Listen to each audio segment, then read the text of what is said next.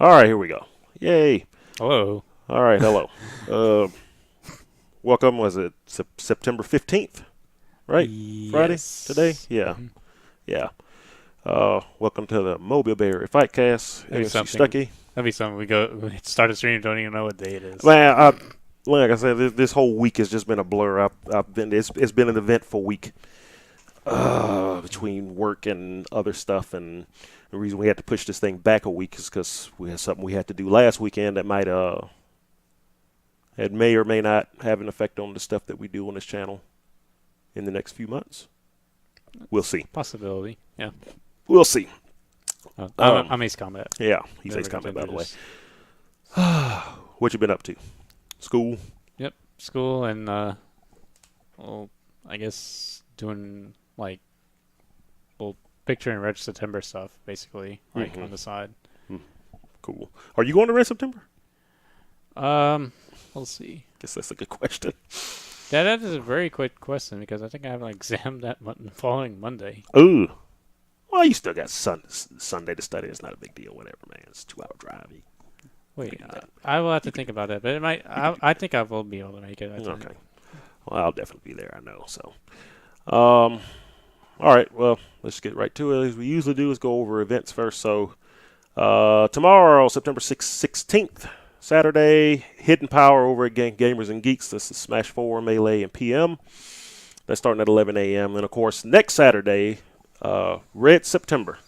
That's going to be in Hattiesburg at the Holiday Inn on 10 Gateway Drive, Hattiesburg, Mississippi. We'll be playing Street Fighter V, Injustice 2, Guilty Gear Xrd Rev 2, Tekken 7, Marvel vs. Capcom Infinite, and Smash 4. Amongst other things, I believe there's going to be side tournaments. I think Harry was talking about doing like a KOF side tournament or whatever. So there'll be all kinds of stuff there. Live streamed, hopefully here, assuming the internet works, unlike last time. But Yeah, you always get the internet troubles. yeah. From the latest streams so far, pretty much. We haven't. I don't think we've streamed anything. Yeah, it's all been archived into we haven't streamed an event. YouTube. Yeah, everything's been on YouTube. We haven't actually streamed an event since God, was that last year? Yeah, because Yeah. I remember the February event and there was no stream for that. I remember because it was like a last minute. Yeah, that's right. The internet worked the day before, but not But the not day of. the day of. Yeah. Yeah. Yeah. So yeah, we didn't have it at that. We didn't have it at Fall Brawl last year. We didn't have it at no. So yeah, Sosa Showdown last year was the last time. It's been over a year since we streamed an event. I didn't even realize that. That's terrible. Mobile sucks. Anyway, so and a certain part of South MS does too, apparently. certain parts of South MS do too. Yeah. So hopefully, yeah, we'll get that stream up and going. And I got the ability to stream over Wi-Fi now. So from what I remember, the Wi-Fi. Oh, actually, from what I remember, the Wi-Fi signal up at the Holiday Inn was not good. It was actually very bad. It is the Holiday Inn again. Yeah, same place it was last year when you won.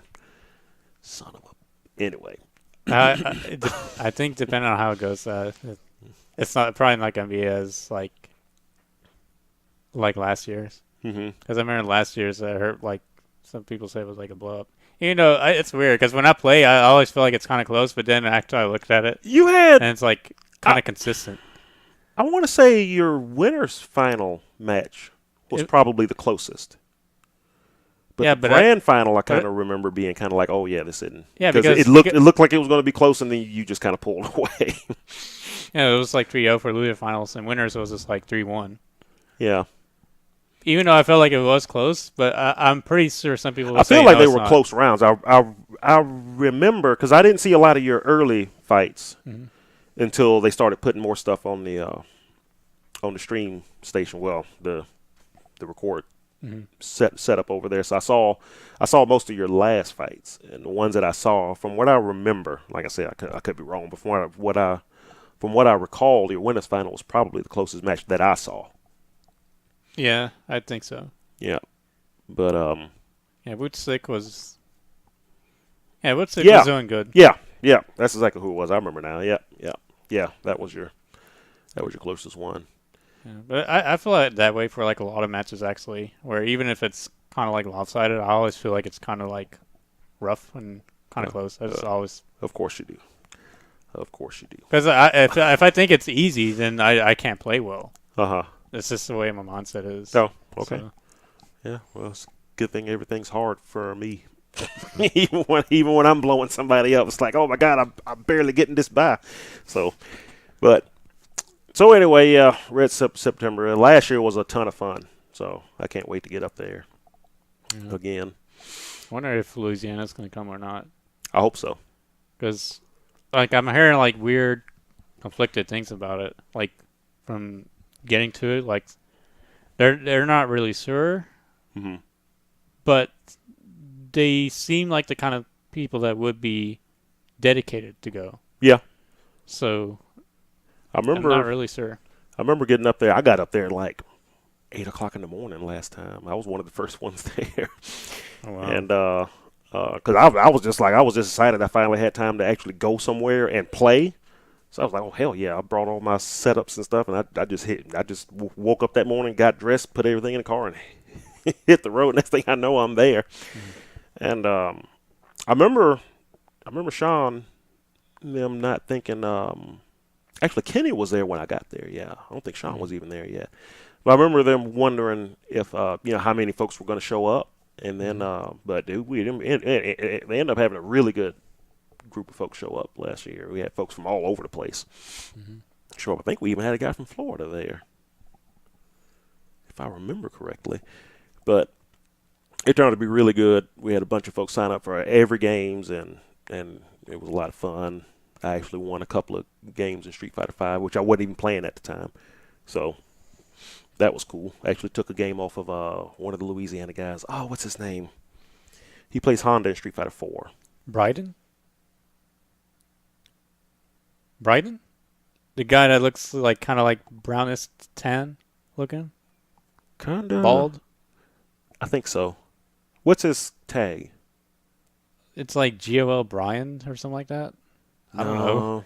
He's a member of GOL. Yeah, he's GOL, yeah. Then it is likely Brian. Well, I know by his name. I don't know by his... I can't remember his tag. But I actually took a game off of him. I was like, yeah. And then he stopped playing around with me. Proceeded to immediately destroy me after that. But yeah, it was fun. I can't wait to do that. So hopefully, September. Laura changed up a bit, too, I think. Yeah, Laura changed up a lot too. It's like from back to he was Laura, right? Yeah, he was Laura. Yeah, that's him. That's him. So, yeah, Laura changed a bit. So, I heard he's doing all right, pretty well there in Louisiana. Like, I'm sure. For the latest events they're doing. Mm-hmm. So yeah, Red September 23rd. If you can't be there, be sure to check it out on this channel right here, twitch.tv/NBAFC. And then the following Saturday, SMS at Jack's 5 over in Biloxi at Jack's 1670 Pass Road, Suite G. Smash 4, Melee, PM, and Tekken 7 is what's going on over there. And then the ongoing weekly events, still got the games down at Alchemy Tavern here in Mobile, 7 South Joachim Street, as most folks would say. I'm pretty sure it's pronounced Joaquin, but either way. Where they play various games. I think this past Monday they played Tekken. I was kind of upset that I couldn't make it out to that, but it starts at like 9, sometimes 11 o'clock. I'm like, yeah, I'm already asleep by then, so because I'm an old man. Then in Pensacola, they got a new weekly series going on Mondays. Oh, really? Starting at 4. It's the O'Reilly's Downtown Throwdown. Is that the one where they're doing Tekken that I'm hearing? Yeah. Okay. Cool. They do Smash 4, Melee, Street Fighter 5, Tekken 7.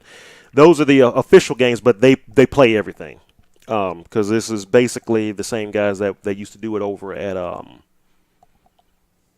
crap, what was it before?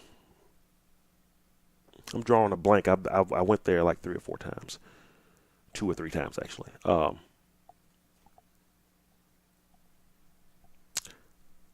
Anyway, they just moved basically down the street. Now they're at O'Reilly's Irish Pub instead of the place they were at before. But just from what I know from going there, like I said, they play everything sometimes these two guys show up and they have like a bag just full of like old Dreamcast games and stuff like that, and we always end up sitting down and playing like let's see, last time we played Plasma Sword and Project Justice. I've played that's really old. Yeah. I played Tech Romancer with them. JoJo's Bizarre Adventure, all kinds of stuff, and they love. Did you pick the L in that game? What's it called? Like what's the bird name? In what? In JoJo's. Oh, I don't remember anybody's name in that game. Petsop. If you play that game, pick Petsop, you will win. Like he almost has 7 trees across the whole board, maybe 8 2s, 9 1s. I don't know. I remember back in the day, I used to pick the girl, the girl character that was created for that game. I used to pick her. But God, I don't remember anything about that game anymore. I remember I used to like it a lot back then, back in the old Dreamcast days. It's like a Middle Eastern girl? Something like that. I think she had like a star on her face or something like that. I think so, yeah. Yeah, she was Capcom created her for the game. She was pretty cool. Maybe she was Midis, I think. I don't know. I forgot who were high tier in that game. Yeah, I don't It's kind of a really old game, though, to the point that this hasn't really got big here either. Yeah. But, Mondays, if you're in the Pensacola area, that's what's going on there. Then we got SMS Weeklies at the D'Iberville Community Center. Secret Power at Gamers and Geeks on Thursdays. And Fight Night at the Wayward Kraken. I presume that's still going on. That's over in Biloxi as well. So that's all the event stuff. You don't know of anything else going on? I mean, pretty much Red September stuff. Oh wait, Louisiana. I think I heard something about them stopping weeklies. Oh yeah. Yeah, I heard something about Rick and the other guy that was a Mika player, part of GOL. I think I heard that one of them was kind of throwing a towel of the whole weekly system because I think they had to do something else. Like, I was kind of busy. Yeah. And yeah, it's a lot of work for anybody that lives somewhere where somebody does something every week. Let me tell you that's a lot of work. You need to thank them. You need to thank them and support them in it because it's a lot of money. It's just like going that takes money and time. Yeah, trying to find a place to do it, then taking somebody's space up, and and just you having to bring everything there and trying to get folks to come in, and I tell you, it's a lot of work. I tried to do it at the shop, and I did it for 4 weeks, and like after the third week, like one person showed up. It was like, yeah, it's not worth it. It's like that first week I had like 4 or 5 guys show up. That was actually when Greg first moved down here. That's how I met him. He showed up to the first one. And then like 3 or 4 guys showed up to the next week, and then the next week one guy showed up, and then the 4th week nobody showed up, and I was like, okay, yeah. Was that around? Or you didn't show up? For what? You might have been there the first one. We played. I remember that first time we actually played Street Fighter Cross Tekken a lot that day. Yeah, but Kenny was there also, right? Yeah, that's right. Yeah, they did come down because they thought it was like a big event, and I was like, oh no, this is just kind of a weekly thing. I was trying to get started up at the shop. They're like, okay, cool. So they ended up staying there. Yeah. So that first one was big, and then the next week, like 3 guys showed up, and then the week after that, I think it was just me and Sam, and then the week after that, nobody showed up. And I was like, yeah, it's just, Saturday was a big day at the store, and we were taking up room, and it was just too much trouble to bring all that stuff up there all day if nobody was going to show up for it. So yeah, I can understand. Trust me, and if I had more time and somewhere to do it, I would try to do it again. Yeah, it's pretty unfortunate because, like, I know their area is like pretty livid. I mean, yeah, sort of the word. Like, yeah, they have a good crowd out there. Yeah, because it's like one of the few groups I know they would talk about Street Fighter 5 often. Because if I look in the coast, it's mainly Tekken. If I look in Mississippi group, they're kind of well rounded for most like all the games in general, they're probably going to be focusing more on Marvel, my guess. Yeah. But Street Fighter 5, I mean, they would talk about it sometimes, but it's never in the sense of like a local aspect. It's more of like what happens in a tournament, like from like a major. Yeah. Not really what's going around. So yeah, that sucks. Yeah. All right, so I guess that's it for all the stuff going on around here. Now, so let's see. Since last time we met, Manat's come out. Have you had a chance to play with her? Street Fighter 5? No, nope. Not at all. Nope. I only watch stuff. I think she's pretty cool. I mean, she's definitely not my type of character, but I think I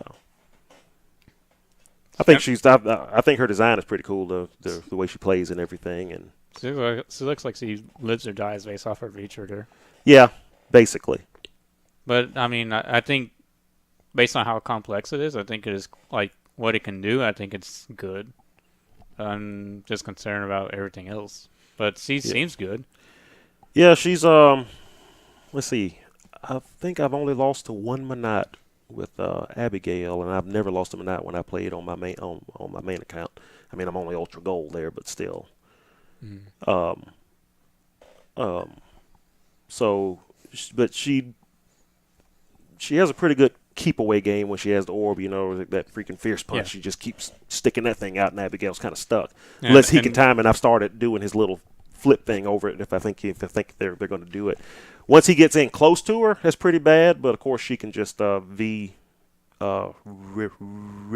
and get out of a corner. So, and frame data is different too, like with and without the orb. Yeah. Yeah. So that's something I probably would have to look into. Plus, something I've learned too is make sure to watch her super bar if you're playing with Abigail, because the second you start to run super, it's crap. Yeah. Every time I'll V trigger and start charging up super. It's like, damn it, I forgot. That's like what most of the cast, isn't it? Like if I just see glow yellow. Yeah, super, but for some reason, I mean, a lot of characters, I'll sit there and just charge, and I'm like, you can throw me, you can throw is like usually the thing I do. Like when I'm playing. And I saw was jump. There was like a certain time you could jump and then punish. Yeah, but not always. I mean, you got to jump all the way out the way or jump over them. Well, last I was like, Guile did like a jump back kick, like right around the moment when like the toes are like near the opponent. Mm-hmm. So it's kind of like an OS that deals with the flip and like the throw. Are we talking about in the corner or is this mid screen? Mid screen. Okay. Usually I don't do it till I'm in the corner. In the corner you're kind of screwed. The best thing to do then was what I do is I just throw them, or do a super move. But it's funny how many folks still don't know that. Akumas. I hit Akumas with it all the dang time. They'll stand up and just block. It's like, you idiot, do a super, throw me, do something. Oh, now you're dead. I hit you with that and you start crumpling down, then you do the back charge high and do it again and do the Abigail punch. And if you have a super, he's dead. If he isn't already stunned, he's dead. So you're too focused on beating out your buttons. Yeah. Trying to find a way out that they didn't think about the super, I guess. I don't know. So, but yeah, I think she's pretty cool. And I know a lot of folks who hadn't been interested in Street Fighter 5 has kind of found interest with her in it, you know, just because she's so kind of different from whatever they've done. She's dynamic. And that's kind of like one of the things I really like about her a lot. She looks like someone that like you would have fun like in training mode, messing around with stuff. Mm-hmm. Like I think there's a good amount of time you can spend on with her for that. Yeah. Or like even just like the brainstorm stuff. It's like they're in there. It's like she has that down. Yeah. So yeah, it's kind of like my whole thing with like how probably the game needs more dynamics. Like kind of like so like how even though Street Fighter 2 and 3 was like a big flop, right? Like it was still dynamic, right? There was like a lot of things you had to like kind of know, and like parry was pretty much the answer to that. Like it was way in depth. Yeah. 4 didn't seem like that at first. This is everything because of how like too many defense options were around. It's like you gotta swirl around that, and that alone made it dynamic. This game is not so much, but there are some characters like probably I'd say Urian and Menad kind of makes it dynamic in that way. Mm-hmm. And that's why I kind of like characters like that, and like maybe something later will work around, but getting out of that point, I think C's really cool. Like C has good potential, but yeah, I'm kind of concerned that C's most of the work is probably going to be Vita V trigger. So yeah, usually is. But when she does pop that thing, she can do some serious damage. Yep. Like serious damage. I'm hoping the last character. I'm wondering what he's going to be like. Some people are wanting him to be just like Guy, but I get the feeling that it's gonna be I'm thinking. off. I'm thinking it's probably. It may be like one or two nods to Guy, but I'm thinking they want to do something like really different with him too. They're gonna probably make his like run stop have like a second of delay once he does a stop and does like a really big sliding effect. He's like -3 or something instead of Maybe. -2. I don't know.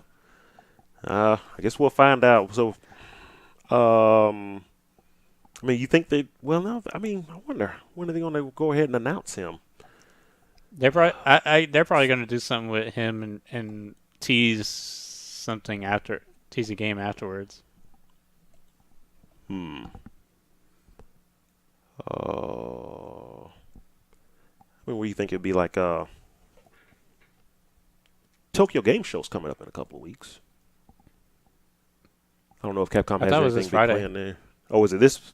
Well, next week. Is it next week? I thought it was this Friday. Like now? Today? I mean, I was just under assumption because I thought something with the Blaze Blue announcement. I thought that might have been co-joined with it. Oh, that might be like something. Well, you know how everybody does their announcements way before events now these days. Everybody wants to get out in front of it.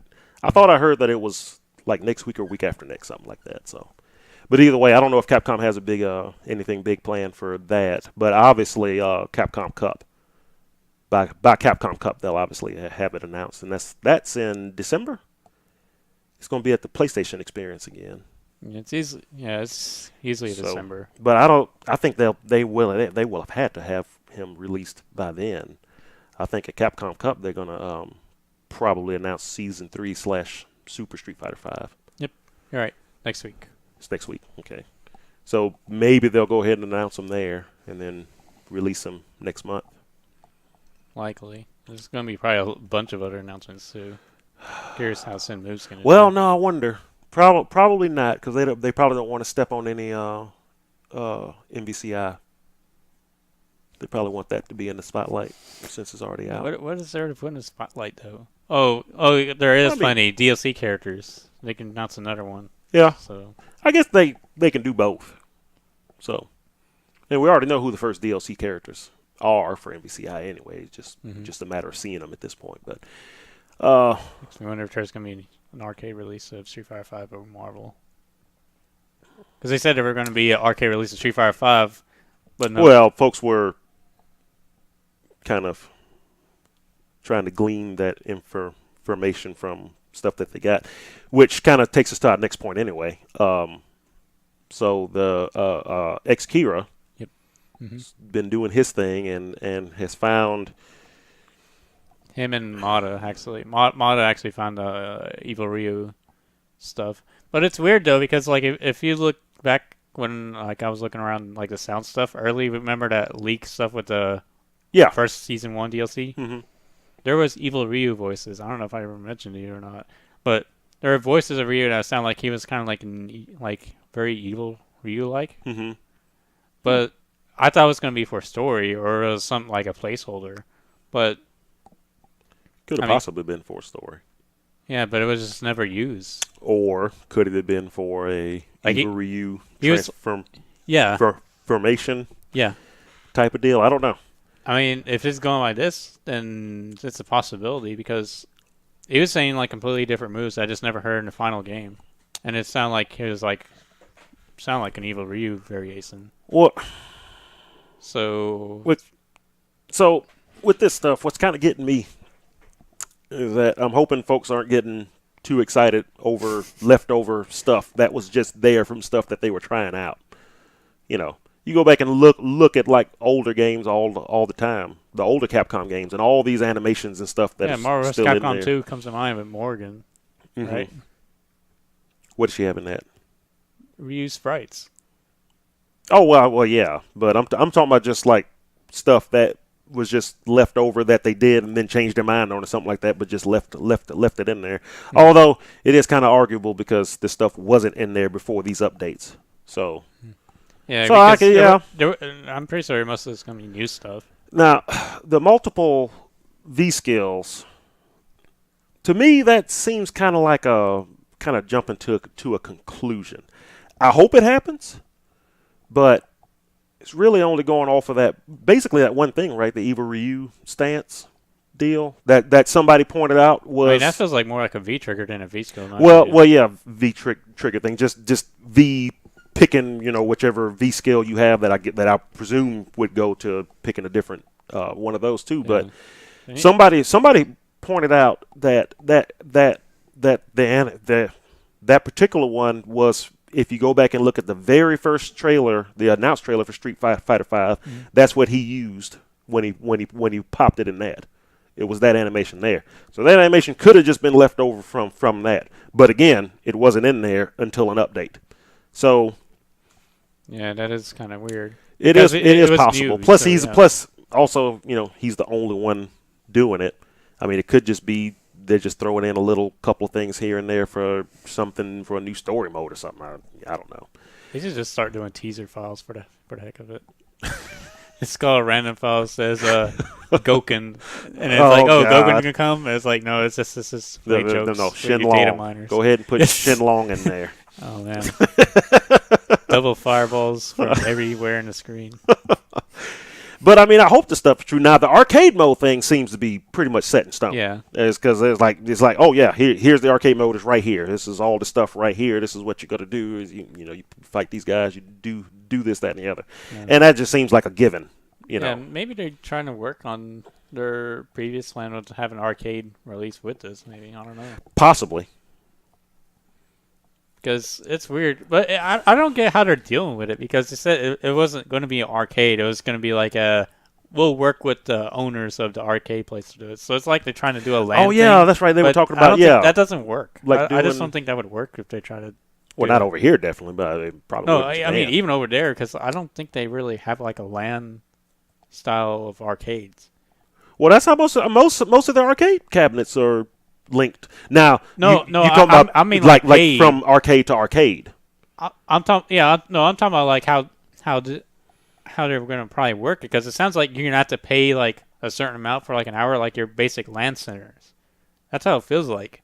No, I don't think they were talking about that. I think they were talking about having the machines networked so you could play somebody, not just at the machine behind you, but even at a different arcade. I think is what they meant. Yeah. Okay, I think that's what they were talking about. It felt really vague, because I mean, just look at it. That's the way I took it. It was going to be like a closed network where, this Street Fighter V machine at this arcade could communicate with, Street Fighter machines or at Street Fighter V machines at this arcade, and they would all be connected to one network. So you wouldn't just be fighting the same guys in your arcade. You could be fighting somebody anywhere. I guess like Tekken 7 arcades. Yeah. Yeah, I think that's what they were going for. And don't forget, Capcom and Namco both teamed up to work on network stuff like that. So if Namco already had it, then they probably just handed it over for Capcom. So it's very possible they could easily just put that in Street Fighter V arcade machines, and then just have the DLC characters come out at the arcades alongside the console version. So us poor folks that live in parts of the world where arcades don't exist anymore can at least be on the same. It might run smoother too. Arcades. Possible. Yeah. I mean, because I had a feeling the whole CFN system might have just overcomplicated things. I think that's exactly what happened. I think it was way more than Capcom was expecting it. It wasn't quite what Capcom was wanting it to be, and it was probably way more work. Because what other game shuts down their freaking game every month for like 12 hours? I don't know. Like none. I play Rainbow Six Siege, and the only time there's like maintenance like an hour, I think, or something. Yeah, like that. It's like if there is a shutdown, I can't. And you always get compensated too. In that game, I think they give you like boosters or something in compensation, or like or renown boosts. Yeah, I can't think of like the only other online game I play a lot of is Halo 5. Like whenever I get a chance, and I can't think of one time where they were just like, "Hey guys, we're going to be gone for a whole day." it's like who does that? Street Fighter 5 does. It's the best if you probably have like a day off of work, that one day, and then the day you're free is the day that it's down, and then you had to go work. That'd be something for someone. Oh, that was that does happen to some people on the forums. The beta for Street Fighter 5. You remember at the store? All of us sitting up there for 8 hours. Just hitting the start button every now and again just to see if the server came up. Good thing the beta was cracked. Oh, I was so mad.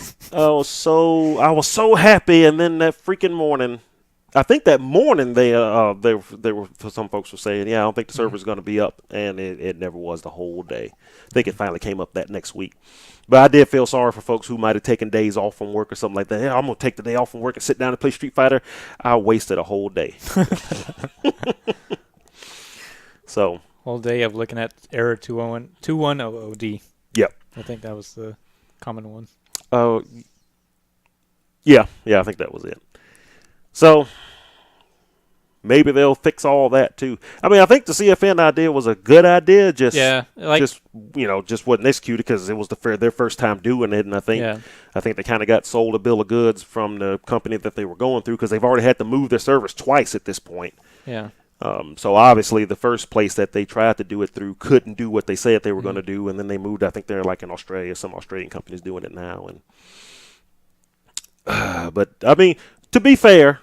The last couple times they brought the servers down has only been scheduled for like 2 hours, and it hadn't even been the whole time. I think for this last patch this week, I think it was only down for like half an hour. So they're getting better at it at least. Yeah. No more. Hey guys, we're going to be down for 12 hours, and then 18 hours after that. Why the hell aren't the servers back up? Thank you for your continued support and understanding. Yeah, whatever. Makes me miss the press options button or Civi start button, but options button is a PS4 thing. But you can't even. It doesn't let you do that anymore. It's now like all automatic. I just hope there's one day, couple years from now, we all sit back in and like, you remember when Street Fighter 5 was bad? Oh yeah, we had to do this and the servers would go down and this and blah blah blah blah blah. Oh yeah, it's way better now. It's always the odd numbered Street Fighter. That does bad. Even the first Street Fighter 1 sucked. Street Fighter 2 was awesome. Street Fighter 3 didn't suck. Well, Street Fighter 3 sucked. Street Fighter Second Impact was better, and then of course there's Third Strike. But the gameplay was dynamic, but overall it was a flop. But overall it was a flop. Yeah. And Street Fighter 4 brought everything back, and Street Fighter 5, Capcom acted like they forgot how to make a video game. So there's always 6.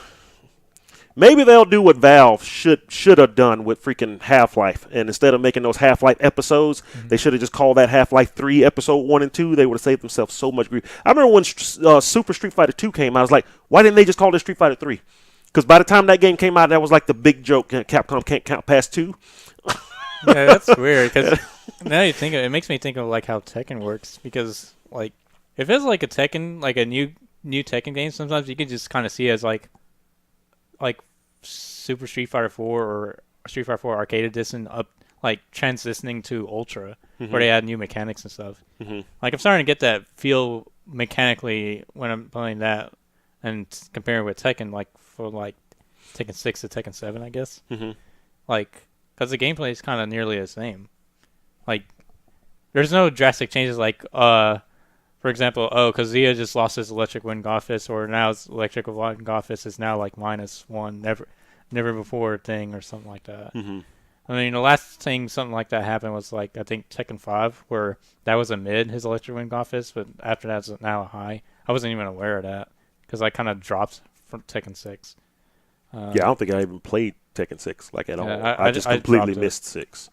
I played a little bit of 5 when it came out on PS3, the Dark Resurrection. Yeah, I played a little bit of that at the end of the PS3's life. I kind of stopped near the end of that, actually, because the online sucked, I think. Oh no, it wasn't great, but yeah, that was the first online Tekken, right? yeah, it was the first online Tekken. So I mean, there's that. It wasn't great, but it was online. Yeah. So yeah, I played that at the end, like at the tail end of the PS3's life because I got it for on sale for $5. I was like, oh yeah, sure. I used to like this game, and I played it for that weekend. I don't think I ever played it again. Completely missed 6. Somehow just never got around to it, and so Tag 2 was my kind of intro back into the whole world. Get back in that Tekken transition. Yeah, and then Tekken 7, I just get demolished as anybody who watched Crossing State Lines. Yeah, it's a hard game. Yeah, it's fun, but like the Josie player that plays Smash consistently pretty well. Mm-hmm. He's just he's pretty overwhelming just to get through. It's like a barrier, kind of hard to get through. Mm-hmm. I mean, even though I heard he played Tekken Tag 2 a good bit in the past, but it's he doesn't have Tekken 7. I think he just got him. He said he was going to get it this month. But before, in events where I just he didn't have Tekken 7, he just had past knowledge of the older Tekken Tag 2, maybe 6. I'm not aware. But and just picked up the game and started to use her because Bruce Irvin is really similar. Yeah, she's basically Bruce. Yeah. So. Which I didn't know until somebody told me. I think at Cross State Line somebody finally told me. I was like, really? I need to start using her then. I love Bruce. Yeah, she feels really fun when I actually tried her out offline a bit. Mm-hmm. I felt like I was having a little bit more better progress online with her than my Kazuya for some reason. Because right now it's Paul and her. I did better consecutively compared to Kazuya. But I learned some stuff with Kazuya over time, so I'm gonna try that out again. But she feels really fun, but I just don't like her aesthetically. That's why she whines a lot.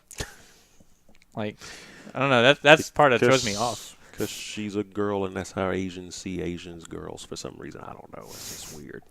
She's from She's from Taiwan or something like that. Southeast Asia. Know. Yeah, I think she's Southeast Asian. I think she's the first first Southeast Philippines Asian, or something like something like that. Yeah, yeah. I want to say she was the first Southeast Asian character in the game. Southeast Asian islands. Yeah. Yeah. Pacific Island. Yeah. Yeah. Probably. I wonder what they think about that because she does whine a lot. It's kind of weird. I don't know if that's a Philippine thing or either way. Getting off topic. Yep. So, I mean, obviously Capcom's working up to something. I mean, they gotta announce. Like I say, I'm pretty sure they're gonna announce season 3 at Capcom Cup. Yeah, I wonder what they're gonna give V skills for Birdie.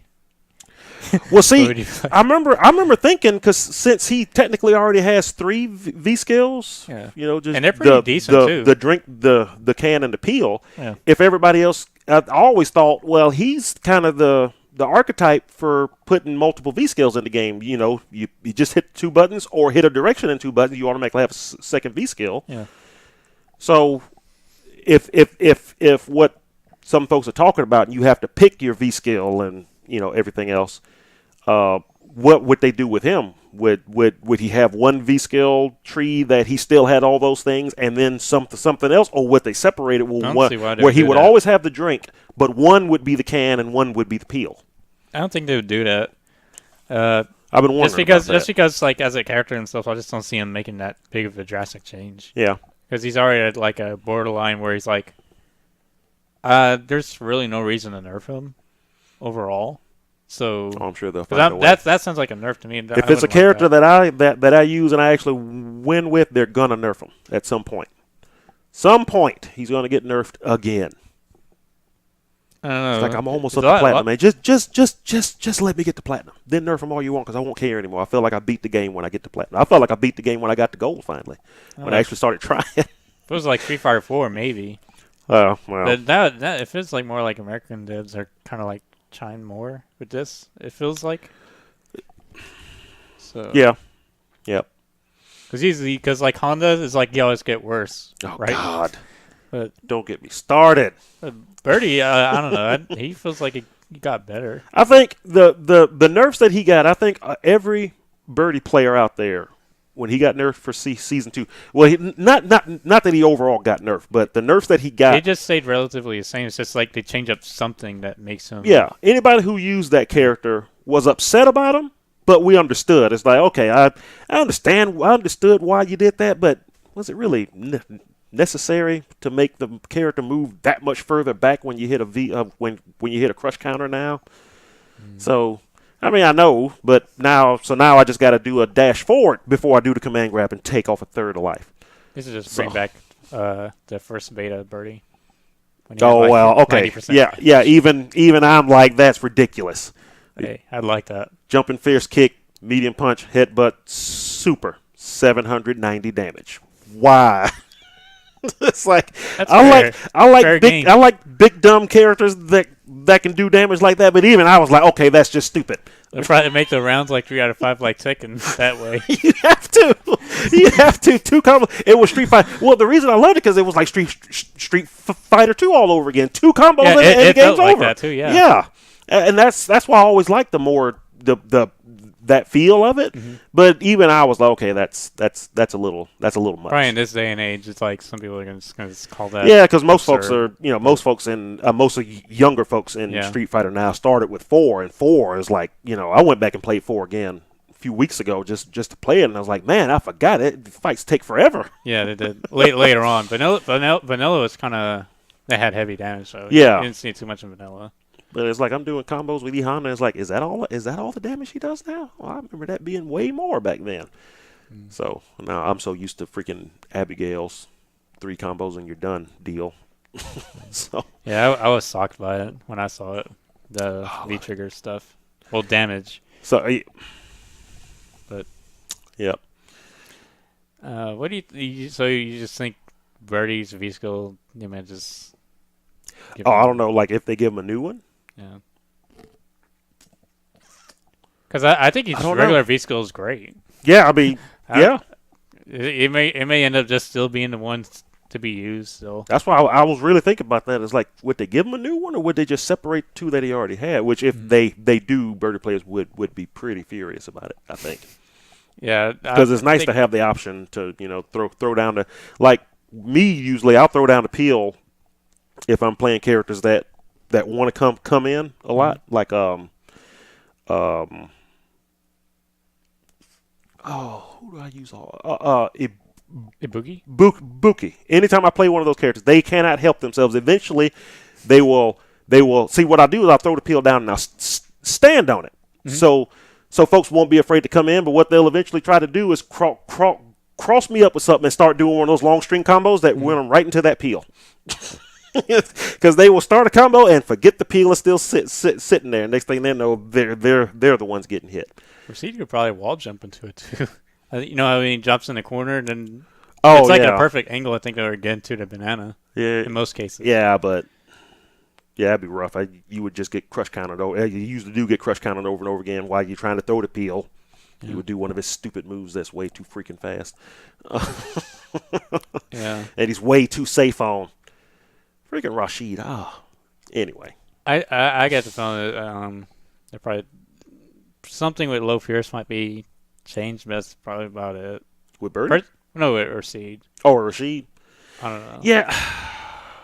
It's the only thing I see that doesn't align with general philosophy of if you have long good normals, they usually have slow recovery where you can jump in. Right. Because like Birdie's stand rounds, for example, it's kind of big, but it's slow. Ken's stand rounds is big, but slow. There had to be other characters that are like that. I think like Curry in some cases too. So, like if you jump at the right time, or if you're if you jump at the right time, you get a punish. If you're off by a certain amount of frames, you gain momentum. Both are in your favor of the jumper. So with Receipt's kind of hard to do that because by the time even if you were perfect, like on it, like you can't even punish it. Like I think he may even be able to EXDP maybe, or it wouldn't surprise me. Or maybe he might be able to anti-air or something. That's something I just have to look more like how well his fierce DP tornado spin is. It's probably not. It's not. From what I remember, it's not consistent for some air normals, like deep ones, I believe, but. but it's still good to know that you probably can't get punished for a proper time jump. So I have a feeling maybe Capcom might do something to that. Because that's the only like rule breaking normal I saw, based on Street Fighter 5 and comparing to other normals like that. Rashid players would be furious, I'm sure. I mean, they could do other things to help. Sam would be whining for months to come if they do stuff like that. Well, nobody likes nerfs, but yeah, you know. I mean, see, I have a particular. My angle on Rashid is that he's unfair, but that's because he like completely destroys the characters I use. You know? That's just a matchup problem. I mean, that's So in my eyes, he's completely unfair. But I haven't seen enough of him versus other characters. Like I need to do that. I need to see what his who beats him and watch a lot of those fights to see what's fair. Because I have all kinds of stuff I want to happen to him, but I don't know what that's going to do with his other. You know, I think he's just like a character. It's like, I think that like some people put him on top 3 because he's well balanced, but he takes work. Like, that's a hard thing to say, but it's like, because I don't want to add Viper to the mix because it's not really so much to the fact of how execution is the problem. Yeah, it's more like, but you have to play consistently. In some cases. You can't just jump in and use Rashid when you gotta know. You gotta spend time on like every situation, but like that you would have to use training mode a good bit. Yeah, and that's why I'm usually fine with them because even though I can't stand fighting against them, if I lose to one, I know he's doing all the stuff that he needs to do and everything. Because I beat up just a normal Rashid or even or a bad one, and even a couple of good ones here and there every now and then. But it's also like the damage reward too. Like the downside of him is why he has to probably work is because I think the game also has a thing where it's like it kind of rewards like high damage and stun, kind of like why some people are blowing Balrog out of proportion because like his V-trigger is kind of really high, but it's like, but Rashid does like. There's only dumb things that people can complain, which I guess they're viable enough to make him really good. Was like his escape out of the corner game, which that's always great to have. It's relatively safe on a lot of things, especially low fears. It's really good, which is not a lot of characters. Like almost no one follows that philosophy as far as I know. It's pretty agile, I'd say. Yeah. I mean, he does walk a little slow, but generally he walks average. Like that's good enough to have. Because there's been some people with long normals tend to have to walk a little bit slower unless you're a low health character like Karina or something. And it's not like he does a lot of damage either. No, he doesn't. That's why it's like he has to like there's a chance where he can screw up and that might be kind of be it for him. But like if someone screws up against RC, is like you kind of have a few more retries in the round. Yeah. So, like I say, overall, if I'm not putting my personal experience with them, putting that aside, I see where he's mostly fair. But like I said, he just has huge advantages against the characters I use. So it's like if you were to really compare on paper, he's really up there. But I think if you're playing under consideration of faults that can happen in the match, then that might be why he can have some issues, very little issues. But that's also making me want to think I need to spend time to watch the jury match. But is that even on here?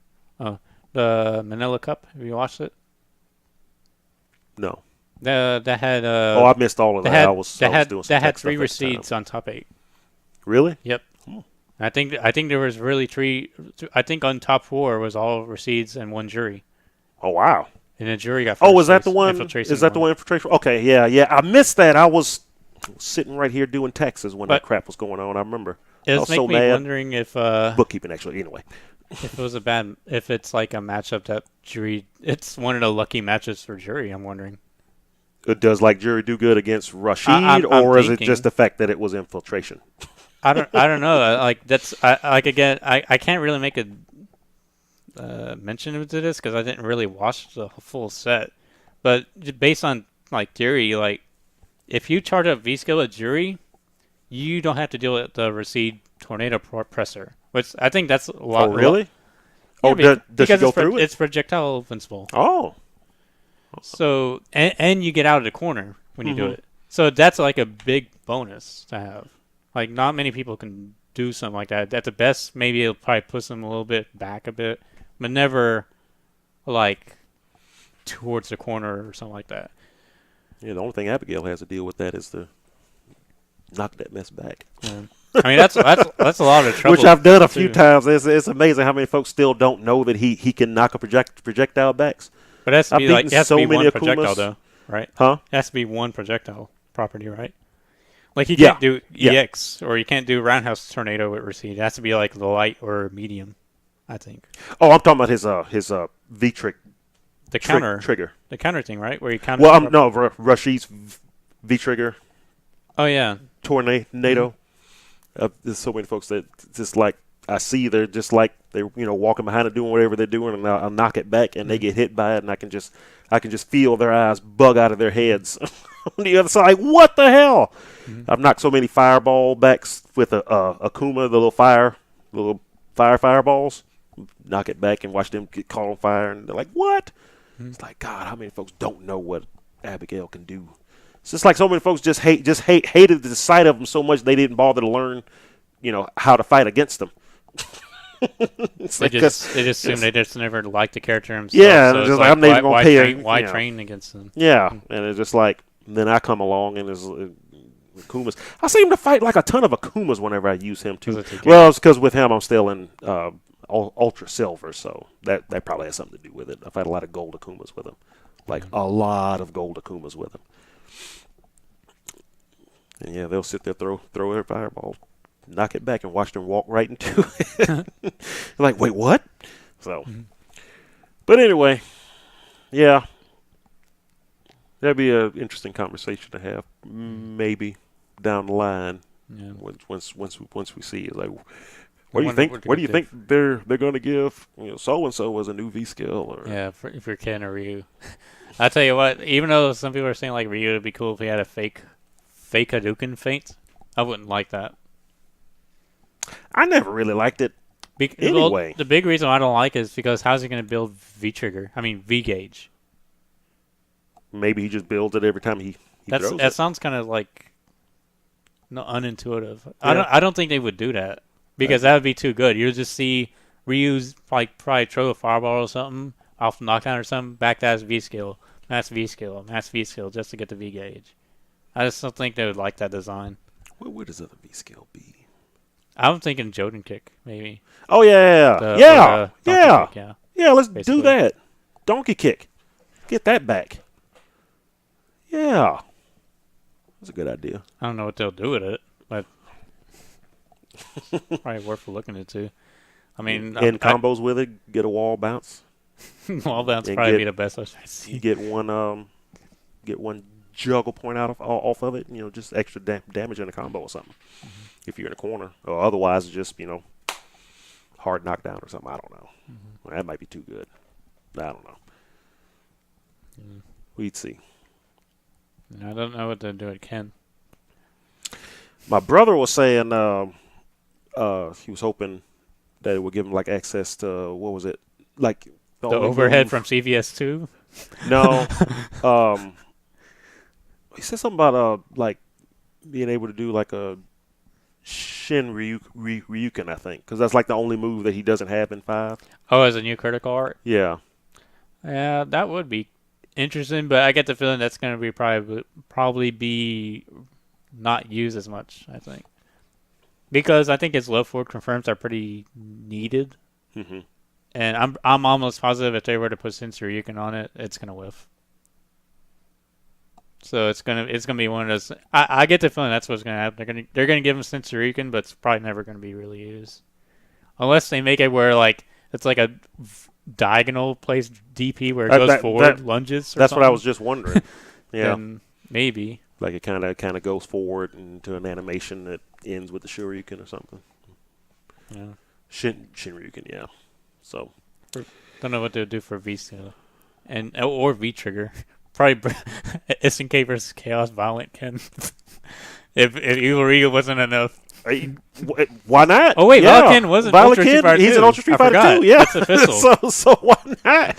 He's a real character now. Can he teleport Das? That'd be cool. Oh my god. Oh, they're gonna nerf the hell out of that if that exists. Yeah. I guess one way or another we'll find out next couple months, because if this is stuff that they're putting in season 3 / Super Street Fighter 5, then they'll announce it at Capcom Cup. So we will see. All right, well, let's get off of that and move over to some other stuff. What Dragon Ball Z, Dragon Ball Fighters. Excuse me. So they've been showing a bunch of new characters: Trunks, Android 16, Android 18, Krillin, Piccolo. The characters then. That's all the characters. And Blue Goku and Blue Vegeta. Oh yeah. I think they were announced like right after. I think they're like DLC bonuses. I think pre-order. If you pre-order, you can get access to them early. The rumor is they're going to be unlockable through the story mode. So instead of having to play through something to unlock them, you'll just have them out the gate, so you can use them then. Mm-hmm. But the betas that I didn't get into. Same. Denied. Applied on 3 different PSN accounts, and no, and no.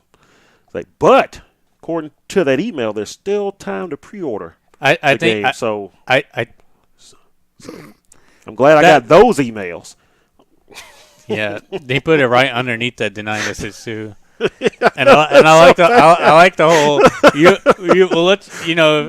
you automatically will qualify for the next ones, but if they even will have one, I don't think they would. Well, the next one's supposed to be in January, and it's supposed to be more widely available. Are they really? Yeah, that's what they're saying, because the game is due out February, so it'd be like right before it comes out. Pretty much like the Gundam one that just came out, but that one might just be open.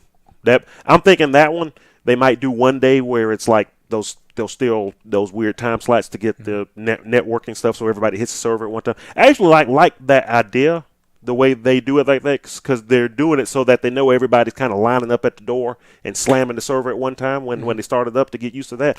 I like that idea, because Lord knows there's nothing worse than playing an online game and you get in there the first day and immediately a million folks hit the server and it crashes. Like Street Fighter it's 5? like you couldn't. Yes, it's like you couldn't figure out that was going to happen. So I do like the way that they do that, but it is kind of annoying. It's like, okay, you can play the game for 1 hour starting now, and playing the Gundam ones for both Japan and the States is like, when that hour is up, I mean, it's on the second. You'll be sitting there having such a good time, and it's like, thanks, bye. It's like, what the heck, I finished the match? So, but those start up tomorrow, right? Tomorrow morning? For the beta? Yeah. I think it's a Saturday. Yeah, tomorrow. Yeah. Oh, yeah, today is Friday. I think our time. I lost track of the days. Yeah. But yeah. I think our time it starts at like, the first one is like at 6 o'clock in the morning, and then again at noon. The first one's like at after midnight. Like, it's still like in the middle of the night. I think I saw it was like 2 a.m. Pacific or something like that. I don't know. So it'd be 4 o'clock here, yeah. And then the next one's like at 10 or 12 or something like that, and then another one in the evening, and stuff like that. Yeah, information up just so we can get the right information. Look it up. But do you know people around that has the beta? Nope, I don't know anybody that's got it. I mean, I know one person, but brother, he's in like Jackson. So yeah, my brother said he saw somebody on the Mississippi board that has it. Ben hopes to have it at the very least, or SRK. Let's see. Go to the main screen. This is old. Oh yeah. Arg. There he is. That's good enough. It should be in here. Here we go. So Yep, 4 a.m. Central Time. 4 a.m. Central Time, so it's 4 a.m. to 7 a.m. And then noon to 3, and then 8 to 11 tomorrow. And then only 1 3-hour gap. That's from 3 to 6 on Sunday, and that's it. Now, how are people playing it early? Because some people were playing it like on Wednesday. Oh, I don't know. Yeah, I heard. I did hear some folks were. I think they were just trying, and they just slipped in. Yeah, I think there must have been like a private run. That's what I'm thinking. They probably opened it up for like invites, and they had the server open, and some other folks just happened to try it at that time and were able to get in. Probably that's what happened. More it looks likely. Really cool. Yep. The game's gonna be a lot of fun, I think. Yeah. I am worried about how dynamic the game will be. Yeah. Because it's pretty simple. Yeah. Not like super simple, but it's like you pretty much just doing the same things over and over again, just either on the ground or in the air, and maybe in a different order. Because it feels like the most you probably have to look into for like new that might take some time is like the assist synergy. Yeah. That's about it, I think. Yeah. But like solo combos and stuff, I think you can get through it relatively easy, much easier than Arc System Works usual combos at the very least. Yeah, because that was one thing I was worried about when I heard that Arc System was making the game. It's like, man, I hope it's not as complex. Yeah, as complex as sometimes like Guilty Gear or Blaze Blue can be. Because I think they realize too, a more casual player is going to be playing this game just because of the anime is based off on. Everybody knows this one, so everybody's going to want to play it. And but it also feels good too. Yeah, those you trying to get in there and doing YRCs and stuff. It's like, I just want to shoot a Kamehameha. Well, a lot of them are just like coming from like a legacy. Like they play past Guilty Gears and then coming in not much has really changed. Yeah. So if you remember how the mechanics were like.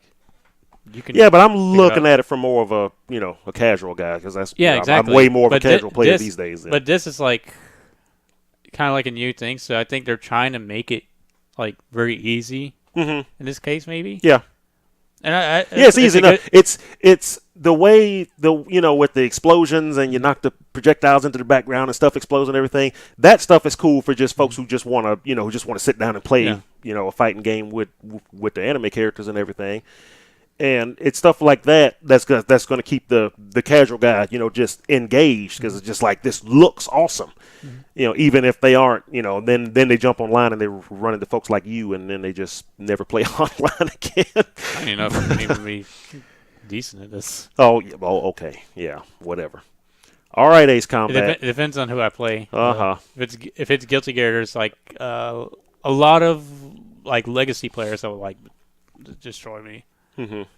It just depends on like who you play, basically. I guess like fundamentals, I might have it, but like Legacy of Guilty Gear, no, I don't have it. Yeah. But the cool thing with this though, with how this is doing, I just feel like they're gonna work ahead of it for their next release some way. Mm-hmm. Like I just see this like I'm not seeing like how it is like my wars of it being linear as a bad thing. Mm-hmm. Because I kind of think of it like as Street Fighter 2. Early, it was kind of like it had a linear impression where it was kind of like, what you get, like what you see, that really is what's going to be played. Yeah, it might be like that with this game too. But then once it has a big explosion of like players and stuff, I'm pretty sure they're going to expand on it. Because there's going to be, I'm almost positive there's going to be a lot that there's going to if people want more, you'll get more. Well, it is an Arc Sys game, so we're going to get like 6 DLC characters. But don't buy those now because when the next game comes out, those characters are going to be already in there, and then they'll just add 6 more, and they'll continue that until there's no more. There'll be the. Some of you could probably buy. I mean, they're putting so many characters in this game. I'm kind of surprised there's as many characters as it is, because it's like, how many more characters could you put in it before you start getting into the more obscure characters? Yeah. And. That's one thing. Dragon Ball characters, yeah, stuff like that, which I would think is cool. But I don't know how many folks want to play with Android 13, not 13, 8, Android 8. Yeah, you even know who Android 8 is? Yes. Isn't he like a little monster-looking thing? Yeah, he was like a Frankenstein monster android. Yeah. Yeah, from back in Dragon Ball. Yeah, that's what I'm talking about. It's like eventually they just run out of characters. I will probably only remember it from the Budokai series. It's like we could put a Raleigh and Android 8 in it, but could we really put a Raleigh in it? Toriyama owns a Raleigh, and she was from Dr. Slump, but she was also in Dragon Ball. So either way, yeah, but. Once you put all the more powerful characters in it, and then the article I saw I didn't read it, but they were talking about should characters from Dragon Ball GT be in it? Mm-hmm. Like, why not? Sure, just the cool ones. There weren't that many. What are the cool ones in Super? I never even got to watch Super. I'm still like way behind in Super. I've been reading the manga, but the manga's like way behind the anime, which is usually the other way around. But yeah, that's weird. Yeah. Yeah, the manga's only once a month, and it started. I think, right before the anime started, but the anime's every week, so it just keeps on going. Mm-hmm. The manga just ended. The last thing I remember reading was the end of the whole Goku Black saga. So, and I know the anime is like way past that. It's some kind of new fighting tournament going on or something. Some girl that looks like Brawley or something. I don't know. I'll see it at some point, but no. Otherwise, looks cool. I saw a little video where they showed how the online area is. You walk around and watch replays and go fight folks and do all kinds of stuff like that. Just like Guilty Gear works now. So same Netco too, delay base. Yep. So. Looks like it looks like it's going to be a ton of fun. I can't wait to get my hands on it. There's early next year. People on the forums trying to say like it's going to be dead because it doesn't have rollback. So, wow. I don't know. Rollback is the best, but I wish if they can handle it perfectly, then yes, go for it. But if they can't handle it perfectly, like Street Fighter 5, that's I would not take that. Mm-hmm. Yeah. So, I guess use whatever works best for you. Yeah. It just depends on the people, because some people just won't notice it. But it's weird because someone was like not really noticing it too much when I got when I'm like listening to his stream to others. But then I know, like months later, I've just noticed like now he's like really complaining a lot about it. So I guess it's something like some people don't really notice, but then like over time, they look into it, they'll probably notice the problems for Street Fighter 5, I think. But yeah. But anyways, Dragon Ball FighterZ, I think it's a game that I feel like if there's going to be another update, for example, I think it will only get better. Because I think the basic game mechanics are pretty like kind of straightforward. Like there isn't like an X Factor kind of thing yet, or like a. Well, they got what do they call it? They have a burst thing. Well, not burst, but like they have a thing that acts like X Factor, but it's kind of not. Yeah, it just gives you life back. Yeah, but it's not really too like. Which I don't know why they didn't just make that a sensu bean instead of the little lightning bolt symbol there. Yeah, I don't get that either. Sensu bean, just like you eat the bean and you start getting your life back. Anyway. But like, what's special about it? Like other than like probably damage boost and health boost. Can you cancel it? Because I used to know. But a lot of stuff's been changed since it was first implemented. As far as I can tell, it gives you life, and does it give you super bar back too, or? It might, but it doesn't look to like something that you would have to like look into just to make sure you get the hang of it. Mm-hmm. That's why I'm thinking like this. It's not much of a not much of a heavy look into see if you can apply this to your team stuff yet. Mm-hmm. But I feel like in a later game, if people start saying there isn't much to do in the gameplay, because of how there's not much things like that, like that you can bring up based on previous games experience, like it would only get better. So that's the one thing I do. Even though I may say it's kind of linear, I think it's neat for a first game, because I know they're going to try to build a legacy off of this. More than likely. Yeah. I mean, sales alone, they're going to be like, yeah, let's just keep doing this. It's like, why wouldn't you? So yeah, that beta starts up tomorrow for lucky bums that got into it. I just hope you don't have anything to do tomorrow because I'm gonna be out of town all day tomorrow anyway. So even if I did have it, I'd be up for the early ones and I'd be screwed. Let's see. So talk about the Injustice 2 Fight Pack 2. Oh yes, Black Mantra, Raiden, and Hellboy. Yep. Black Manta, not Mantra. Yeah. What am I thinking? Manta. Black Manta just came out this week, and I had a chance to use him a little bit. Took a little while to get used to, but I think he's really cool.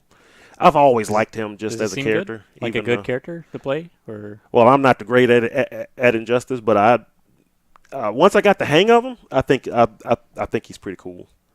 He's got really far range, back strong for a wall bounce type thing. His moveset is weird. I remember when they were kind of describing him as somebody who you would think for some reason it's like it feels like he should be like a long range character, but he isn't. He's like a mid range character. Like most of his moves, like his little. Is he like a zoner? Well, that's weird because almost good 90% of cast is a zoner, kind of. Not so really. It's kind of hard to say that. Not really, no. But he can do a lot of stuff once he gets a combo going, and he can start a lot of stuff from mid range because his missile, kind of comes up, but it only goes out like that far before it explodes. Mm-hmm. But if you burn it, he shoots a second missile that will go further out. His eye beams only go out like so far, but if you burn it, it goes all the way across the screen. Like stuff Sector like that. In a way. Yeah, that's what a lot of folks. Sector? Yeah, that's what a lot of folks compare him to him. Oh, yeah, to Sector. Try that. So, but he's really cool, and got me back into it. So, I mean, like I said, I'm never gonna be good with him or at that game, but not until they put my boy back in there. But just frustrate people with some projectiles in the meantime. I know that's your game plan, isn't it? Yep. Yeah. And it works. Unfortunately. So I presume the next character is going to be Raiden. Raiden? Probably Raiden, I guess. I keep forgetting. Yeah. It's weird with the way they spelled it. Yeah. Remember how like in the Nintendo I don't know if Sega Genesis had that too. Mm-hmm. They changed the Raiden name to be R-A-Y. Why? Yeah, because they want it pronounced Raiden. Properly. Yeah. But like this way, the way it's spelled to be Raiden. Raiden. If it's Japanese, yeah. Yeah. But there's the things like he's not Japanese. He's a god. Apparently. Yeah. so and they just that's how everybody would have pronounced Raiden. Back in the day, anyway, which most folks did. Most folks didn't really learn Japanese until anime became cool.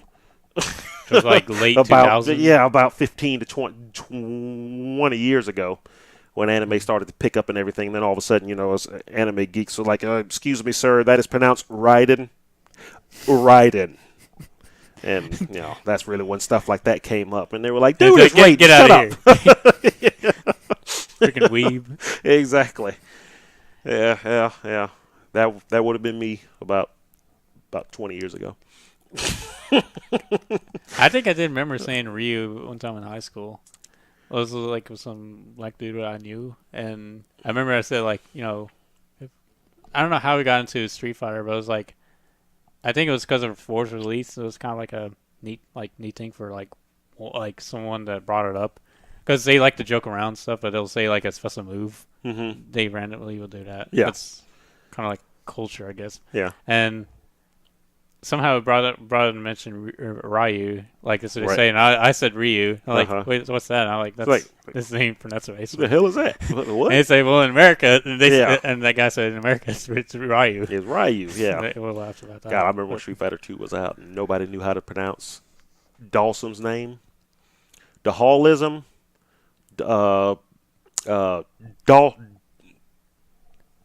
Dawson is how I always said it, which it's usually goes officially between that or Dawson, yeah. But Dahallism, I used to hate it when I heard folks call them that. It's like Dahallism. What the hell is Dahallism? The S and the I are like here. No, that's not Dahallism. Okay. I can understand the first half, the Dahal. Okay, it's DH, sure, but ism? No, Dawson. Dahalsum I would have accepted, not Dahallism. But either way, sounds like an addictive disorder. Zangief, Zangief. Yeah, that's not really, you can't really do that one completely wrong. Guile, yep. So what the Guile? Guile? Guile? I don't know. Because I don't think, did Street Fighter 2 actually say their names?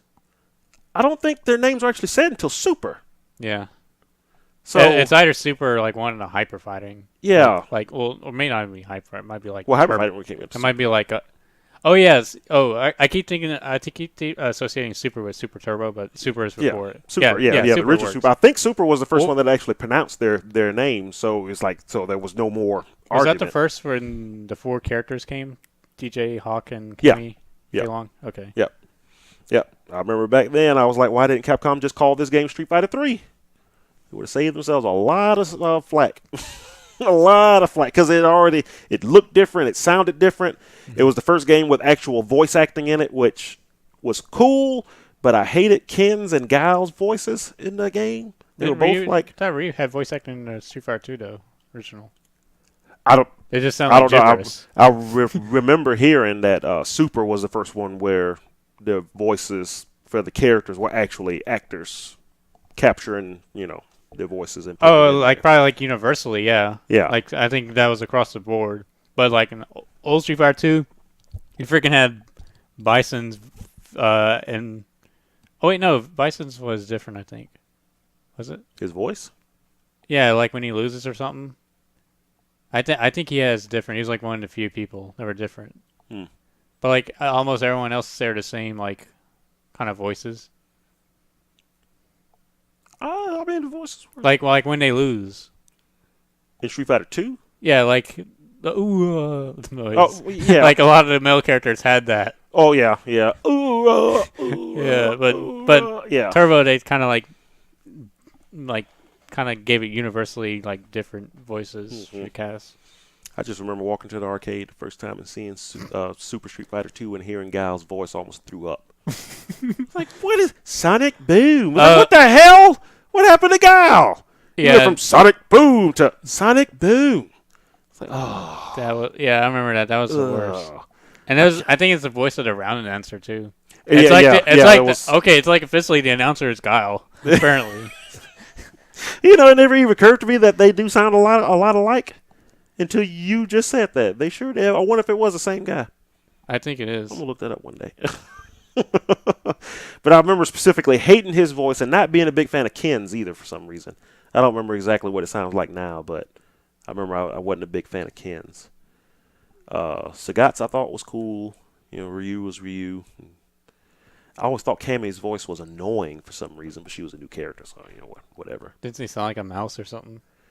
I don't know. She sounded kind of like worse in later games. I felt until probably 4 came. I just always wonder when Cannon Drill became Spiral Arrow in 4 all of a sudden. Yeah, they changed the moves. And Thrust Kick became Cannon Spike. Yeah. So they just kind of switched those names around. Yeah. Which we used to always call it Crunch Kick because that's what it sounded like she was saying. Crunch Kick! Cannon Drill! Crunch Kick! I actually thought she was saying Crunch Kick. And then I finally saw it spelled out in a magazine or something like that. I was like, oh, Thrust Kick? Is that what she's saying? Oh, okay. And then I guess it was probably around the time Cannon Spike came out on Dreamcast. Yep. Now that got changed. Now that's the Cannon Sprite now. So you have to find some way to make fun of the names. Yeah. So how do we even get back on Street Fighter? We're talking about Injustice. Anyway. I presume. I think it's because of the Japanese sounding. Oh Raiden. Yeah. So I presume Raiden is gonna, be like Raiden, pretty much like Sub-Zero is pretty much Sub-Zero in that game. Yeah. So. Oh yeah, the customization skins for Sub-Zero is pretty cool.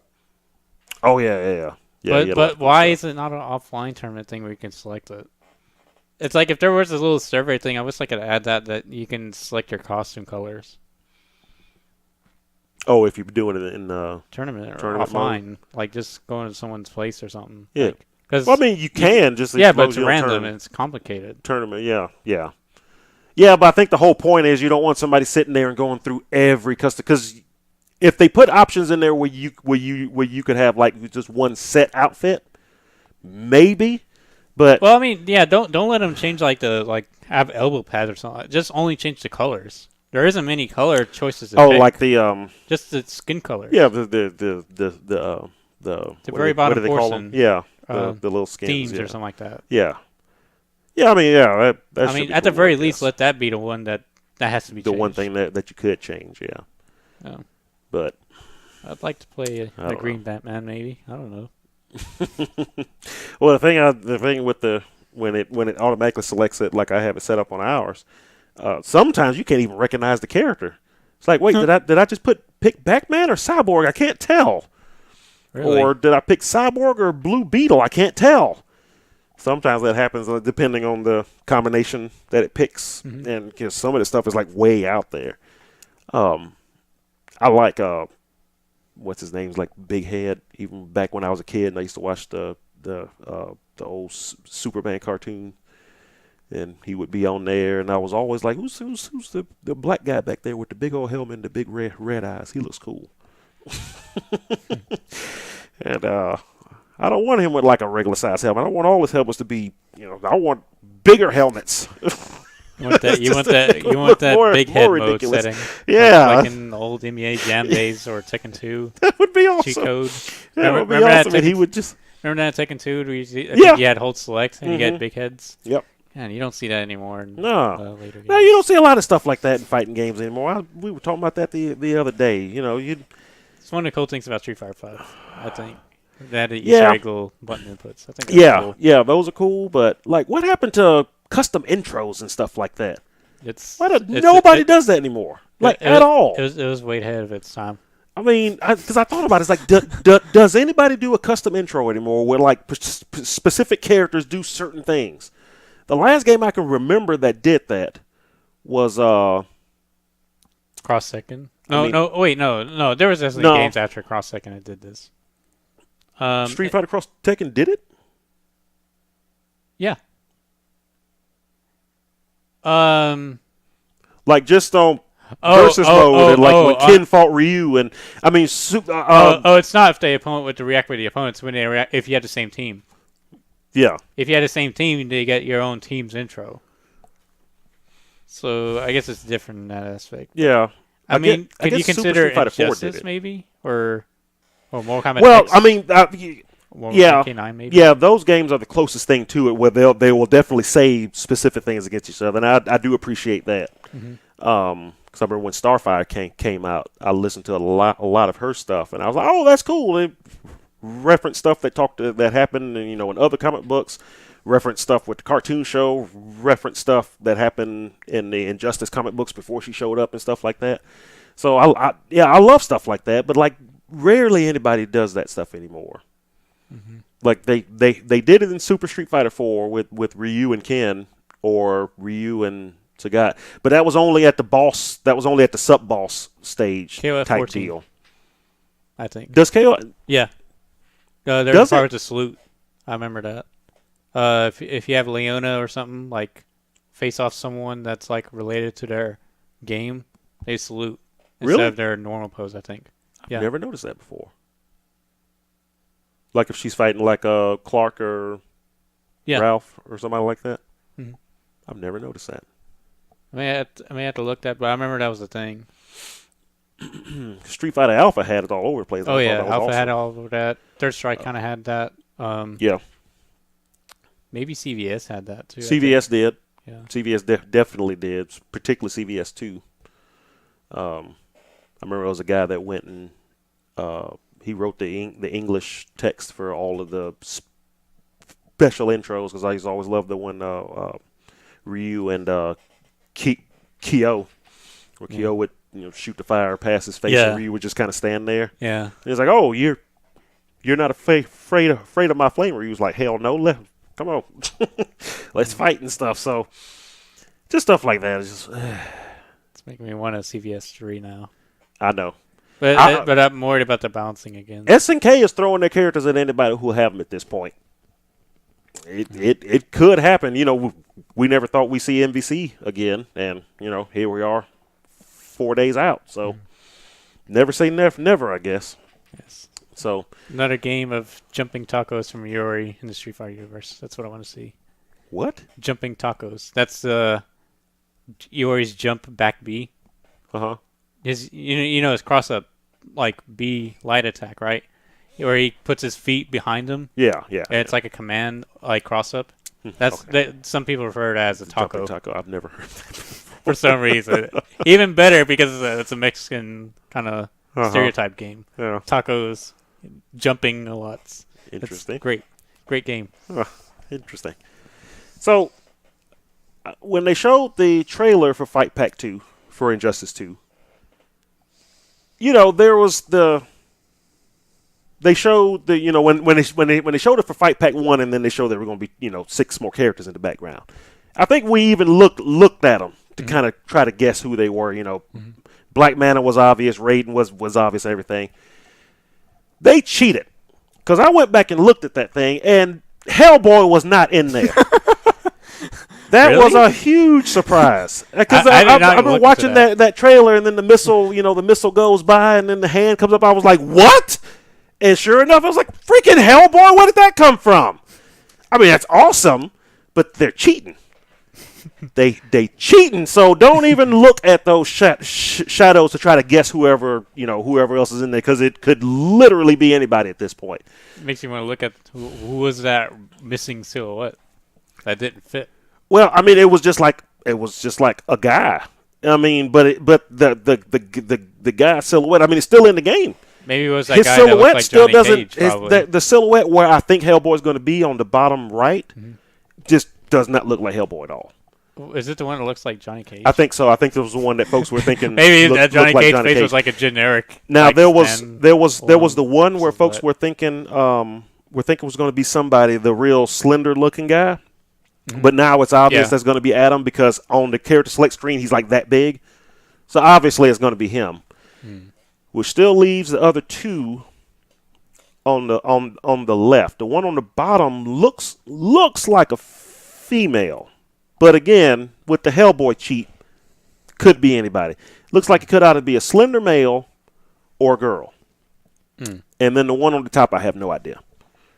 Absolutely no idea. And we probably won't find out. I don't think any Fight Pack 3 characters. I thought I heard that we won't even hear anything about Fight Pack 3 until early next year. So I guess we'll have to wait and see. But I'm very interested to see how Hellboy plays. I would say he looks fun, but I'm just a Hellboy fan. But my God, just pull that out of nowhere. And folks are still thinking Spawn might be in the game, but I was like, nah, I don't think so. He's kind of like outside the universe, right? Yeah. Although I believe DC bought. I think they bought the comic book company that most of his comics came out under. There might have been a case. So they might have some reach into it that way. But yeah, he's definitely not a DC character. So or at least these are not originated. Yeah, DC. Definitely not. And again, with Hellboy in there, we could have Spawn, one of those other that what the one everybody thinks is Adam. Oh no, it's just Spawn. The Spawn's cape shaped like that, really small, and then it just expands out and becomes Spawn. Why not? Hellboy's in the game.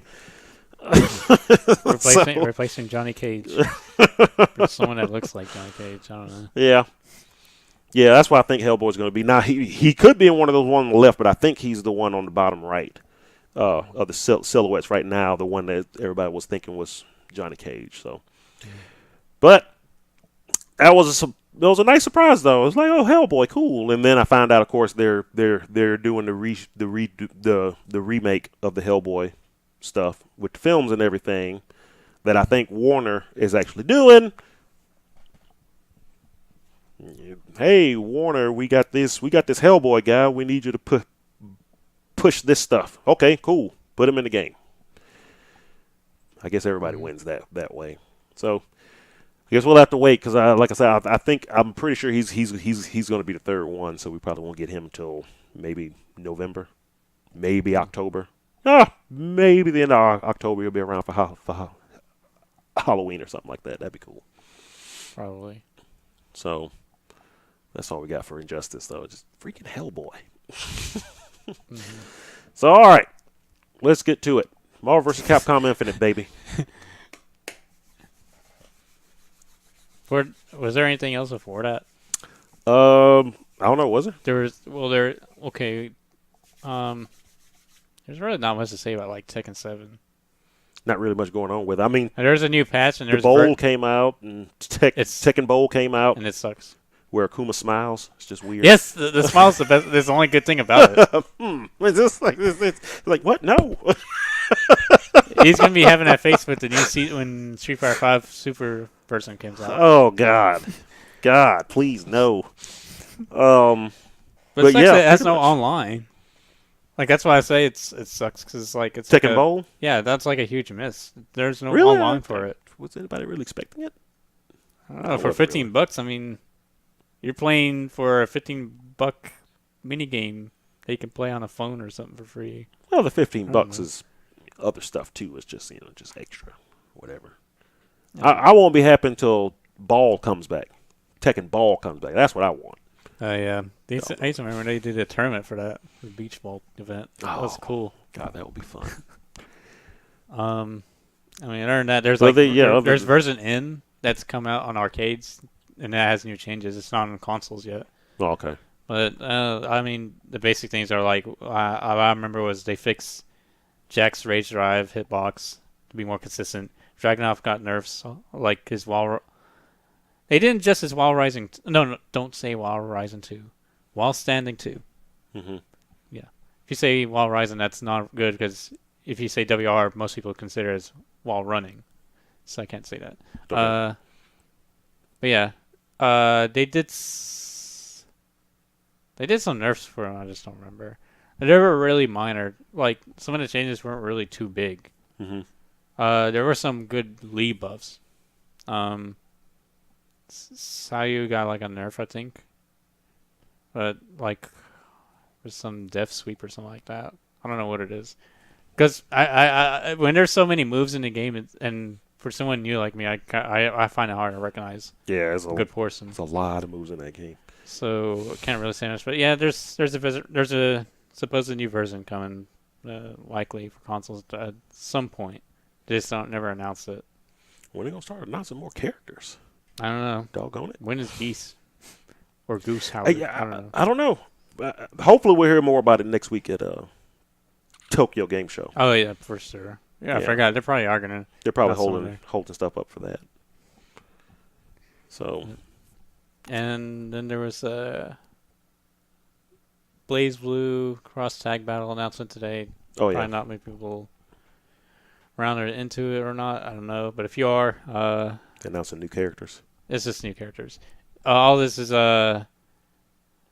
surprisingly no one from Persona 5 came as a new character. That was some people were rumoring it was going to be it from the way they phrased it because they said it was going to be a brand new Persona character. Mm-hmm.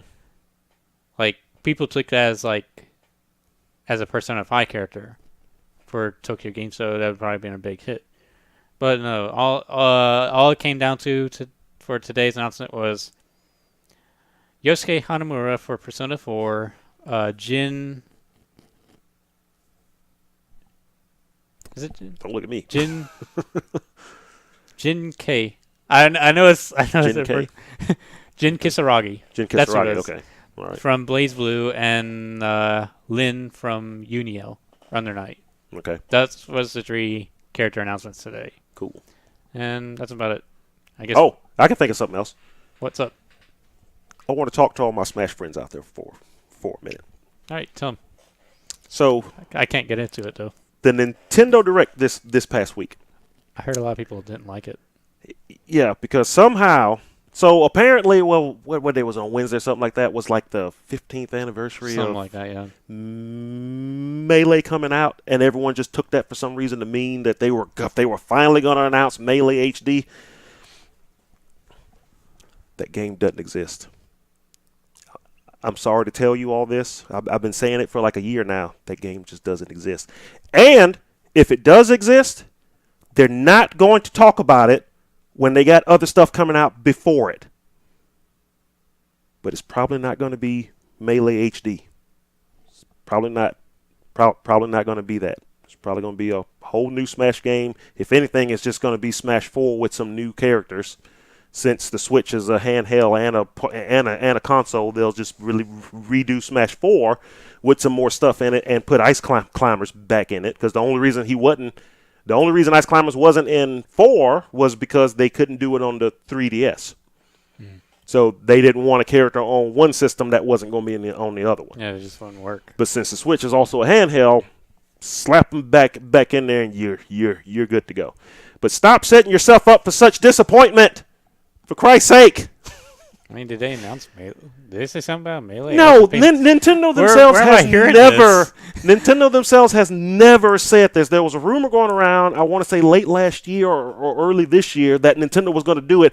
And freaking Melee fans have just taken it to heart. And every direct since the beginning of the year has been like, they're about to announce Smash. They're about to announce Smash. And I'm like, no, they're not. And then sure enough, I'm happy with all the stuff they announced and whatever. And everybody's like, this sucked, man. They still haven't announced Smash. It's like, that game doesn't exist. Even if it did, would it have worked really well? I'm thinking of HD Remix. Because, I'm thinking of ways how they'd screw it up. That's a whole...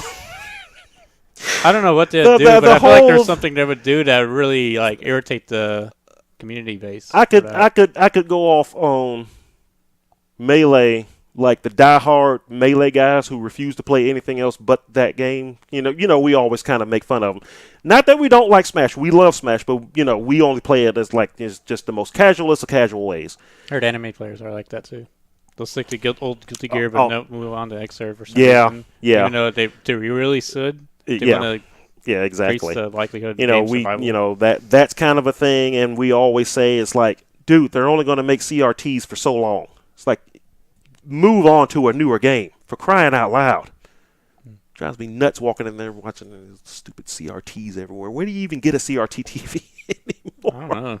It's like, but just for your own sanity, my friends, just walk around with the assumption that this game does not exist, and you will live a happier, healthier life. If, and not even if, when there's going to be a Smash on the Switch, don't even expect to hear about it till next year, because they wouldn't even talk about it until Pokken came out. They wouldn't talk about another fighting game while that game's not still out on the Switch. So it's like, that game is still coming. They talked about it on the Direct, briefly. It might get its own Direct one day, too. But Nintendo is not going to show Smash when they have that and new stuff for ARMS coming out. They don't want those to compete with each other, at all. So, I just, no. It was just not going to happen. And lo and behold, sure enough, everybody's like, I can't believe it. Yes, believe it. Now, do I think there will be a Smash on the Switch? Of course there will be. Mm-hmm. It's one of the highest selling series of all time. Of course they're going to make a new Smash. Do I think it's going to be Melee HD? Probably not. It's if anything, it's going to be Smash 4 with new stuff in it, or they could just do a whole new character. They've never really done a remake of a Smash, but and even if it is Melee HD, I'm just going by other games. I just think there's going to be something that's going to tick them off. Yeah, and that's been my thing too. Like real diehard Melee players, it's like they wouldn't be happy with it. It's not the CRT. That's like the lowest form of excuse I've probably here. Or it's probably going to be something like the game changed. Like they made it actually slower than the original. Even if they did take it, just the fact of them having to stretch it out to 16 by 9. Oh well, that's messed up something here. Is just no good. I'm going back to Melee. It's like you.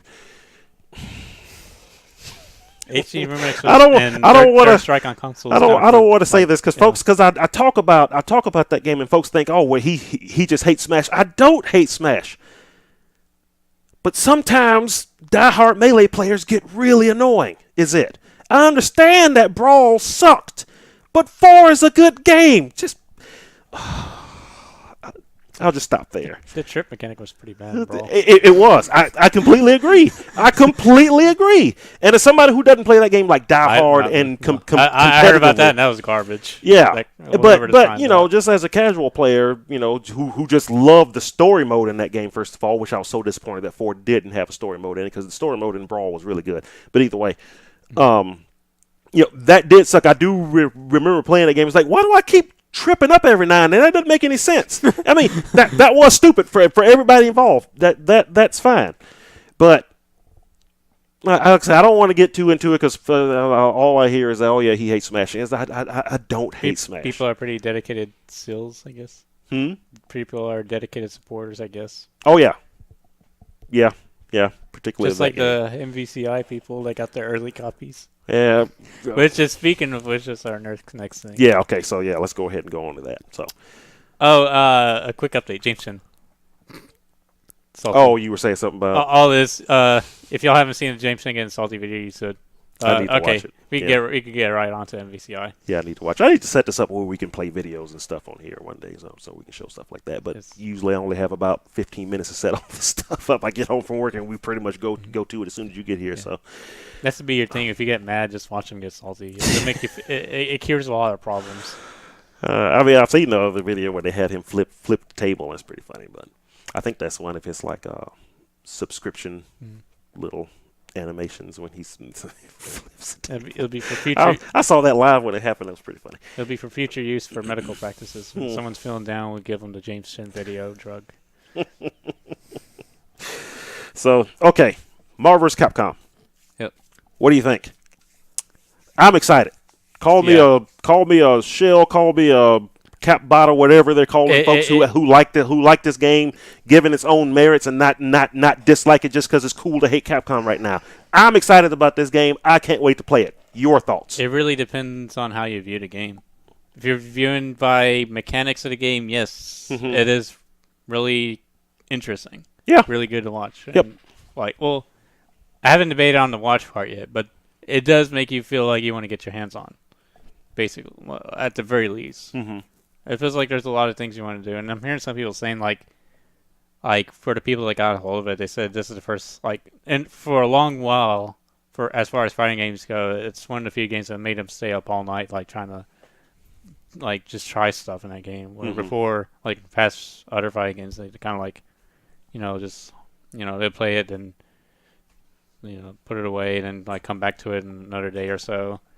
Well, someone was mentioning to constantly play this over and over. So, I mean, for that, I guess for hearing that, it's pretty good to know. But, I mean, yeah. If you're looking at the problems with it, I guess for PR, public relations, and visuals, I guess in some cases, and which I think it looks. I mean, I think it looks fine now. It's not the greatest looking game in the world, but I think it could be better artistically. Yeah, I feel like they need a better artistic design. Yeah. Now, there are definitely fair stuff with the game that folks can say against it. Maybe animations you could say is better. I think the animations are slightly better, but some things I guess Frank West level 3 on some characters looks kind of off. Does it? But wow, I mean, it probably does, yeah. But I mean, as a whole, I do feel like the animations are good. It's just artistic design. I feel like it's that's definitely it. And I think it was Max that put the nail on the head when he said it's this weird mix of realistic and anime style type of deal. Yeah, that is kind of off-putting. Because, the faces are, super realistic, but then sometimes the features are, not. And it's that is odd. Because you see, does Chun-Li still look like a crab? I don't know. I've been wondering about that. I wonder because I remember the story in the story demo. You know, the way she was standing even was like what the. She was all like, you know, her legs. You know, like the anime stance basically with the legs, with the knees turned in and the hands out, and kind of like. The hell is that Chun-Li? What the hell is this? It looks like like you put her in an anime maid suit and that's what she'd be standing like or something. So a very heavy one. Yeah. It's like he's trying to pull up so much weight from the way she walks. I'm interested to see the story mode to see if they fixed that. It's like have her walking like a, you know, strong martial artist would, not some anime prance like she was doing in that, but yeah, you look at Hagar, and you know you can see the veins and everything going through them and all that, but then you look at some other characters and they just don't have that same. It's just like a weird clash of styles, and some characters I can't think of one at the top of my head right now, but some characters have like both, like realistic and weird stuff mixed in. And yeah, the art style is definitely for most folks is hit or miss, and mostly miss. I will concede to that point. Some of it can be very off-putting, particularly, you know, the faces at first. But I was always sure they were going to fix that. You know, folks don't recall the first pictures we ever saw of Street Fighter 4. You remember how ugly that game looked? when you first saw it, if you even, it's still better than Ken's face now. So I don't know. I mean, yeah, as a general view, yeah, it kind of was bad looking. The way fluidity wise, it was kind of bad. The old Street Fighter 4 was not fluid. Yeah, but once they refined it more, it was more fluid. You will not get off of Ken's face, that poor guy. I mean, if that's what they want their Street Fighter 5 first impression to be. I mean, that's the impression I get. When I think of Street Fighter 5, I think of Ken's face and all the things wrong. Yep. Well, we're talking about MVCI now, so yeah. Which of course will always be Chun-Li's face, no matter Which she looks fine now. She looks perfectly fine now. They even fixed her clothes, where she looks like normal now. But yeah, forever that will be the poster child of this game. But Chun-Li's weird whatever face that was. I still don't know what made them decide, that was okay to release a trailer for her face to look like that. Like, did they not look at it? I think they had characters done, and I think Sony just wanted something out for E3. They really wanted something out for E3, and they were like, well, I mean, we got some of the early animations done, but the models aren't done. It'll be fine. And yeah, it wasn't fine. And then the demo came out, and you play it. And I got to tell you, the demo actually changed my mind on it. Not the demo itself, because, everything still looked bad, but actually getting my hands on it and playing it. And then the folks also at E3 at the time, and then EVO, actually getting the chance to play the game. And even though the demo of it is like a very, very small slice because you hit somebody 4 times and they're dead, but you can kind of be like, oh, well, yeah, this game looks bad, but it's actually got some pretty cool stuff in it. Yeah. Because I'm playing with Thor, who I played with in 3, and he's like completely different now because he has, 4 buttons and new moves and all this, that, and the other. And that really piqued my interest when I actually got my hands on it. It really piqued my interest, and a lot of folks did that too when they actually played it, like at CEO and E3 and then Evo and stuff like that. Most folks who actually got their hands on it and played it kind of changed their minds on how they felt about wanting to play it. So it got me excited about it, and I personally can't wait. Now, I mean, again, there are some very legit gripes folks have about it. So, like the roster. Yeah, that's another one too. Yeah.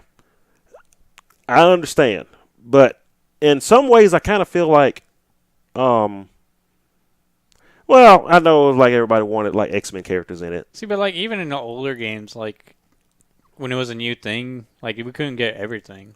Yeah. Like, and wasn't like the MVC1 roster like kind of small? It was it was either that or Marvel. No, actually, the MVC1 roster was like average. See, folks, in most folks' heads, every tag game was MVC2 with 117 characters in it. Like so many. It's like, no, go back and look at Street Fighter versus X-Men. How many characters was in that? Like 8? Yeah. And then there was like 15 or 12 on like the Street Fighter versus X-Men or something like that. I don't think it was that many. Unless I'm thinking of Marvel vs. Capcom 1. Marvel vs. Capcom 1 or Street Fighter versus Marvel Superheroes versus Street Fighter. So either one of those two that had. Oh, I know MVC 1 had a small cast. Mm-hmm. Because it was 3 icons of like 5 different sections, I think. Mm-hmm. X-Men vs. Street Fighter had a couple. It was 4x4, so it was 16. I think. Let's see. And Akuma, so you might as well say like 17. Then Akuma was. But Akuma was like really cheap. Had like Sword Tatsu that did like a lot of damage. I want to say patched that. Yeah, so 17 players in that one. Juggernaut. Oh, man. One day, man. One freaking day I'll get my character Add him back. in the Marvel vs. Capcom Infinite surprise cast. Oh, man, don't even play with me like that. Do you know know? It feels bad. You know it'd be the only character I play with if they ever did that. Like, thank God. I remember talking to Seth at final round. I think that was the first final round we went to, and he was there. It was the first or second. It was the first one, and he was talking. You know, he was just sitting around talking to folks. So I went up and asked him. It's like, hey, Juggernaut in MVC3, and he was like, actually, so apparently they were really close to putting them in the game, but then they just decided other characters were better. And then so MSH versus Street Fighter also had 17 characters. I knew they had the same amount of characters. And then I think Marvel vs. Capcom had, well, we'll find out for sure here. And playable characters, 15 playable characters. So it was 2 less characters overall, unless you count the. Are they counting the hidden characters? I think that is counting the hidden characters. Because it was, I remember it was an offset. There was more Capcom characters than Marvel characters. I mean, I'm not seeing it. So it was 15 without the hidden characters. Yeah, because the hidden characters were like what? Shadow Lady and Guile. Wasn't there Nas? Red Venom. Oh yeah, Red Venom. There was another Hulk too, wasn't it? There was a Roll, I think. Was Roll in it? Was she one of the hidden characters? I can't remember now. Yeah, I think Roll was in it. There was an Iron Man. Why isn't Roll considered in here then? I don't remember her being a hidden character. Yeah, she had her own theme song. Remember? Mm-mm. Yeah, Roll. Unless it's like the Japanese version, she had a theme where the lyrics for her Japanese song would play. No, I think it did play in the U.S. version too. For some reason, this doesn't have a list of it. It said it was 6 secret characters altogether. And it says here the sole exception is this trans Roll in the Mega Man series. So sure enough. But she was but. I don't remember Roll in that game at all. I guess I just never wanted to play with her. Type in Roll MVC1. I mean, that way we'll see it. But I remember this, like... She was in MVC2 also, right? Yeah, she was definitely in that. Yeah. When did people start coining Roll tier? Was it in MVC2 or MVC1? No, that was MVC2. Okay. She was horrible in that game. I thought she was kind of bad in MVC1 also. Probably. Yeah, that's right. It's probably not going to show a picture from Mega Man. I mean, type in MVC1 Roll. But she was good in TVC though. She was actually pretty good in that game. But she was awful in MVC2. I just want to make sure she was in. Yeah, it says she was.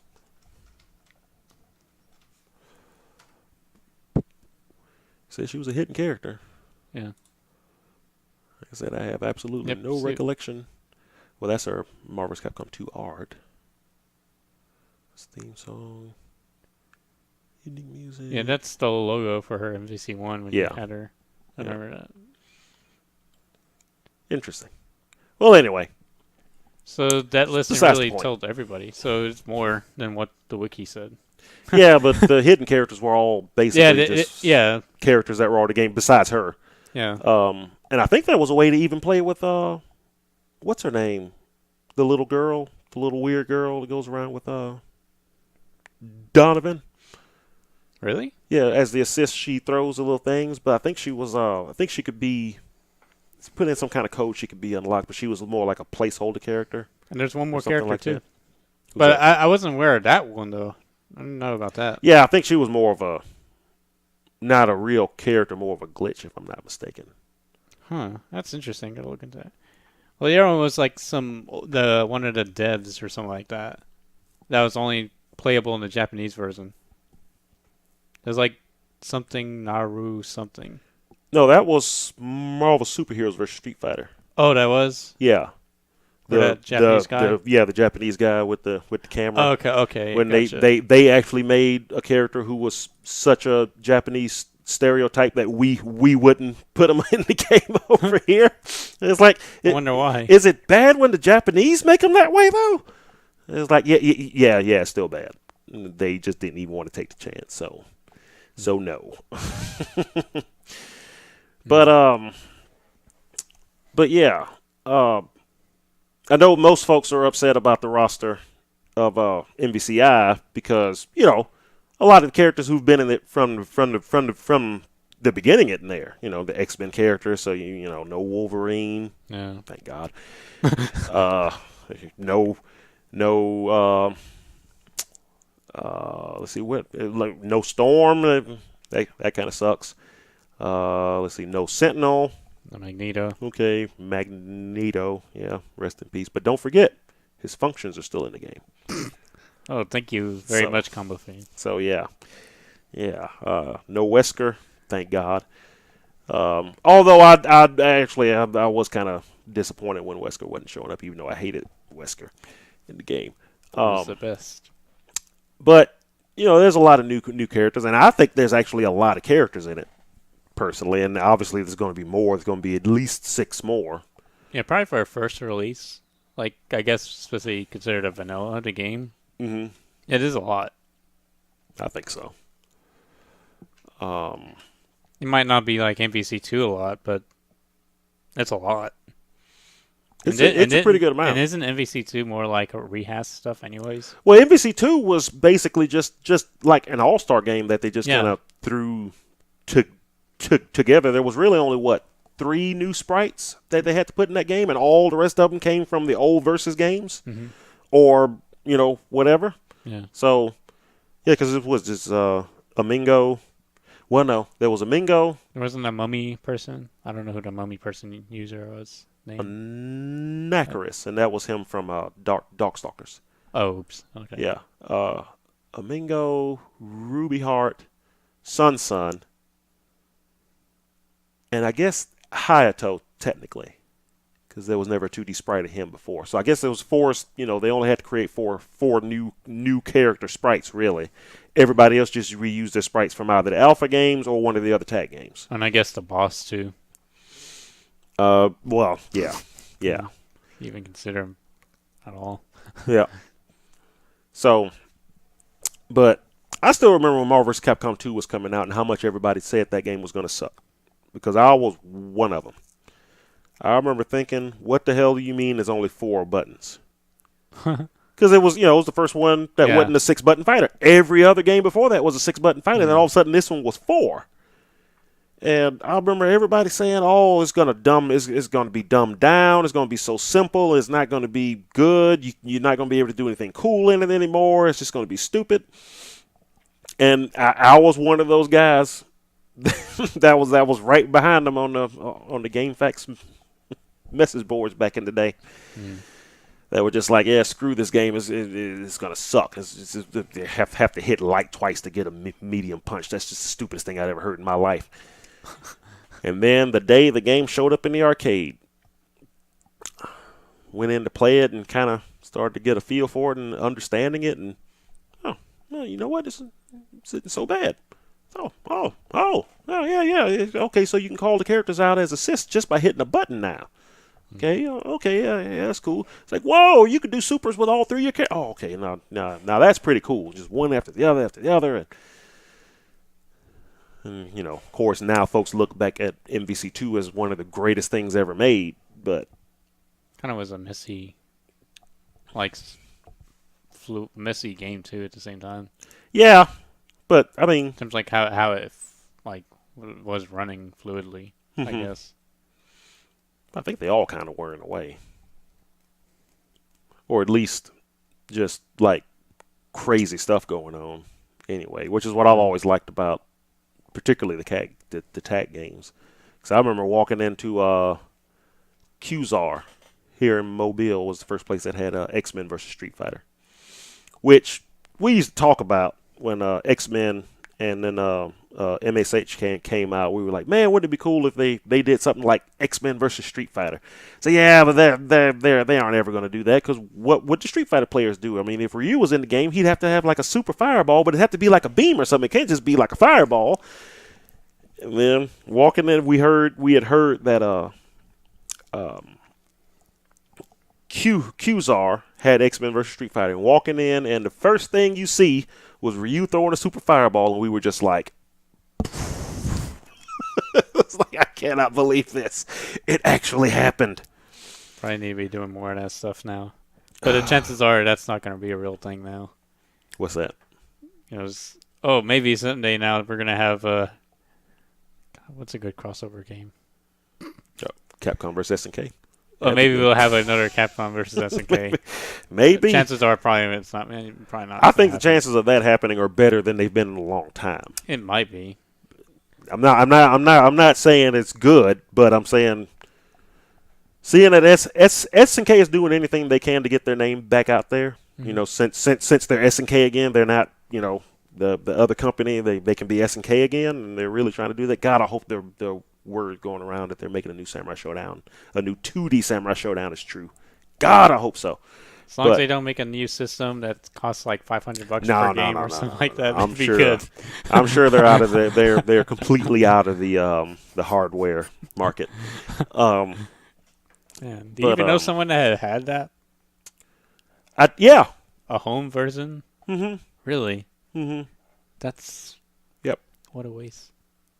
Hey, it was the only way to play arcade. At least it was the real thing. It was, it was the only way to play you got to play the arcade version at the time.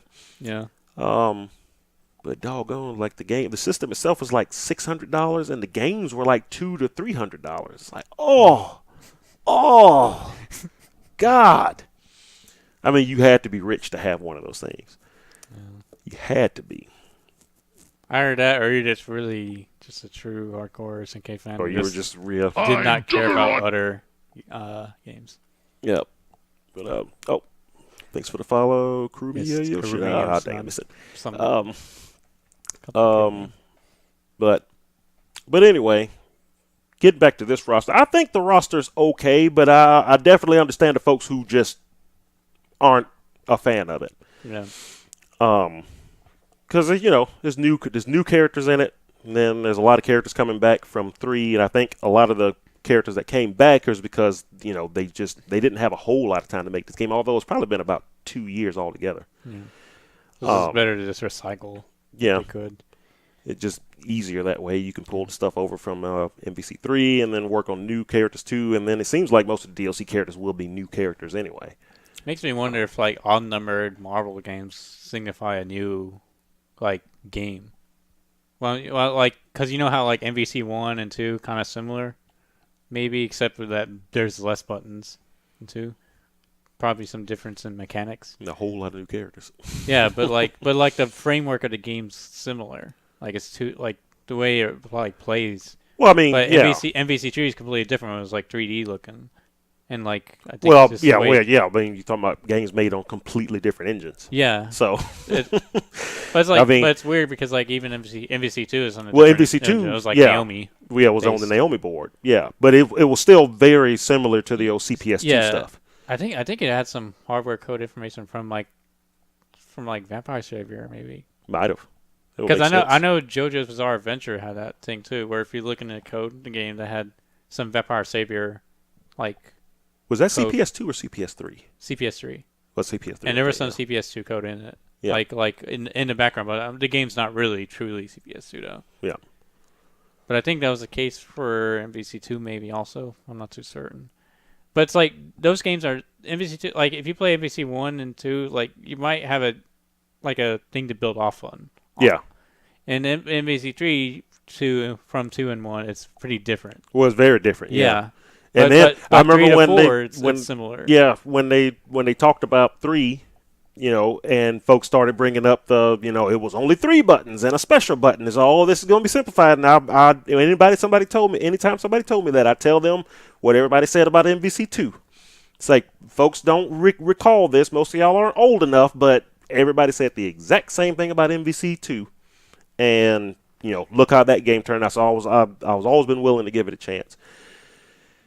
But then this game goes kind of goes back kind of goes back to the 4 buttons. Yeah. And then the whole gym system and everything too. Mm-hmm. I kind of I was happy when I heard they were going back down to 2 characters. And I've even heard some folks say it's always been 3 characters. Shut up. No, it hasn't. There's only 2 of the games have been 3 characters. MVC2 and MVC3. Yeah, but a lot of folks' starting points in the tag games somehow was MVC2. So to them, that's what it has always been. It's like no, it's just the whole stories the game has. Yeah, when I even think of the tag games, I think all the way back to X-Men. Yeah, the original game, not even X-Men versus Street Fighter, just X-Men. So I go way back, but there were much more 2v2 games crossovers than 3v3. Yep. X-Men versus Street Fighter. X-Men. Marvel Superheroes versus Street Fighter. Well, if we're just talking about the tag games, MVC 1 and now MVCI versus MVC 2 and MVC 3. Mm-hmm. Basically, it was just basically those 2. The last 2 were the 3, and then there was a 10-year gap between 2 and 3. So I'm sure that's why I felt like it's always been that way, because that was the one game that everybody played for all that time. What was Capcom Fighting Jam? Was that was a team-based game, wasn't it? It was a team-based, but I think it was 2v2. I think. Yeah, that's what I'm saying. It wasn't tag. Yeah, you picked a team, right? Yeah, it was like KOF style, I think. Yeah. It's been so long since I played that game. I barely remember anything about it. It was a pretty bad game. I remember being very disappointed because the game that they were making before that, Capcom Fighting All-Stars, I think it was called, I was really excited about that one. The unreleased one? Yeah. I was excited about that one because that would have been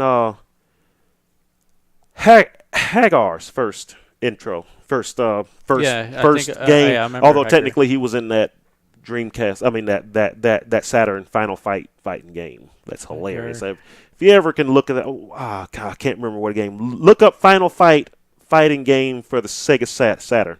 Look up gameplay of that. That game is hilarious. Is that the one with the black cop saying Prime doesn't pay? Mm-hmm. With Poison in it too. Yeah. Poison's in it. Hugo's in it. I think I remember that guys game. in it. The super moves are ridiculous. Wasn't Poison super pretty funny because it was like some weird you don't know what's going on behind the super. I can't remember her specifically. I remember seeing like a little love heart and then some weird stuff happened in the background that was pretty unorthodox. And they're like it was a what just happened moment. Yeah, Eddie Moon. I think Eddie Moon turns into a police car and you're trying to run your opponent over. I remember there was a helicopter, I think, for one of the that was with the cop guy. Lento, I think, was that one. Turned into the helicopter and you're dropping bombs on your opponent. Oh, man. Hagar gets the spinning pile driver. And he jumps in the air and it hits and then it shows a picture of the earth exploding and then Hagar still spinning off of it. Oh my God. That game is hilarious. So yeah, check that out if you get a chance. I love the police brutality. He was the man. But I love the helicopter super. It's ridiculous. It's just ridiculous. And it's hard to figure out what the hell you're supposed to do because you're just sitting there and the guy's just running around and you're like, what? Nothing happened. And then you start hitting buttons. I'm supposed to drop bombs? Oh, okay. Okay. It was weird. It's so weird. But But getting back to MVCI, the characters. Yeah, I mean, I've been disappointed in every tag game since 2 because my character hadn't been in it. So, but you know what I like. You just saw him there a second ago. So, any game without him in it, I don't particularly care for it anyway. MVC3 was fun, but I remember when I saw him in the old TV2 games, I thought he was pretty iconic. I felt like who? Juggernaut. Juggernaut? Yeah, well. I mean, I think there was memes wasn't really around the day.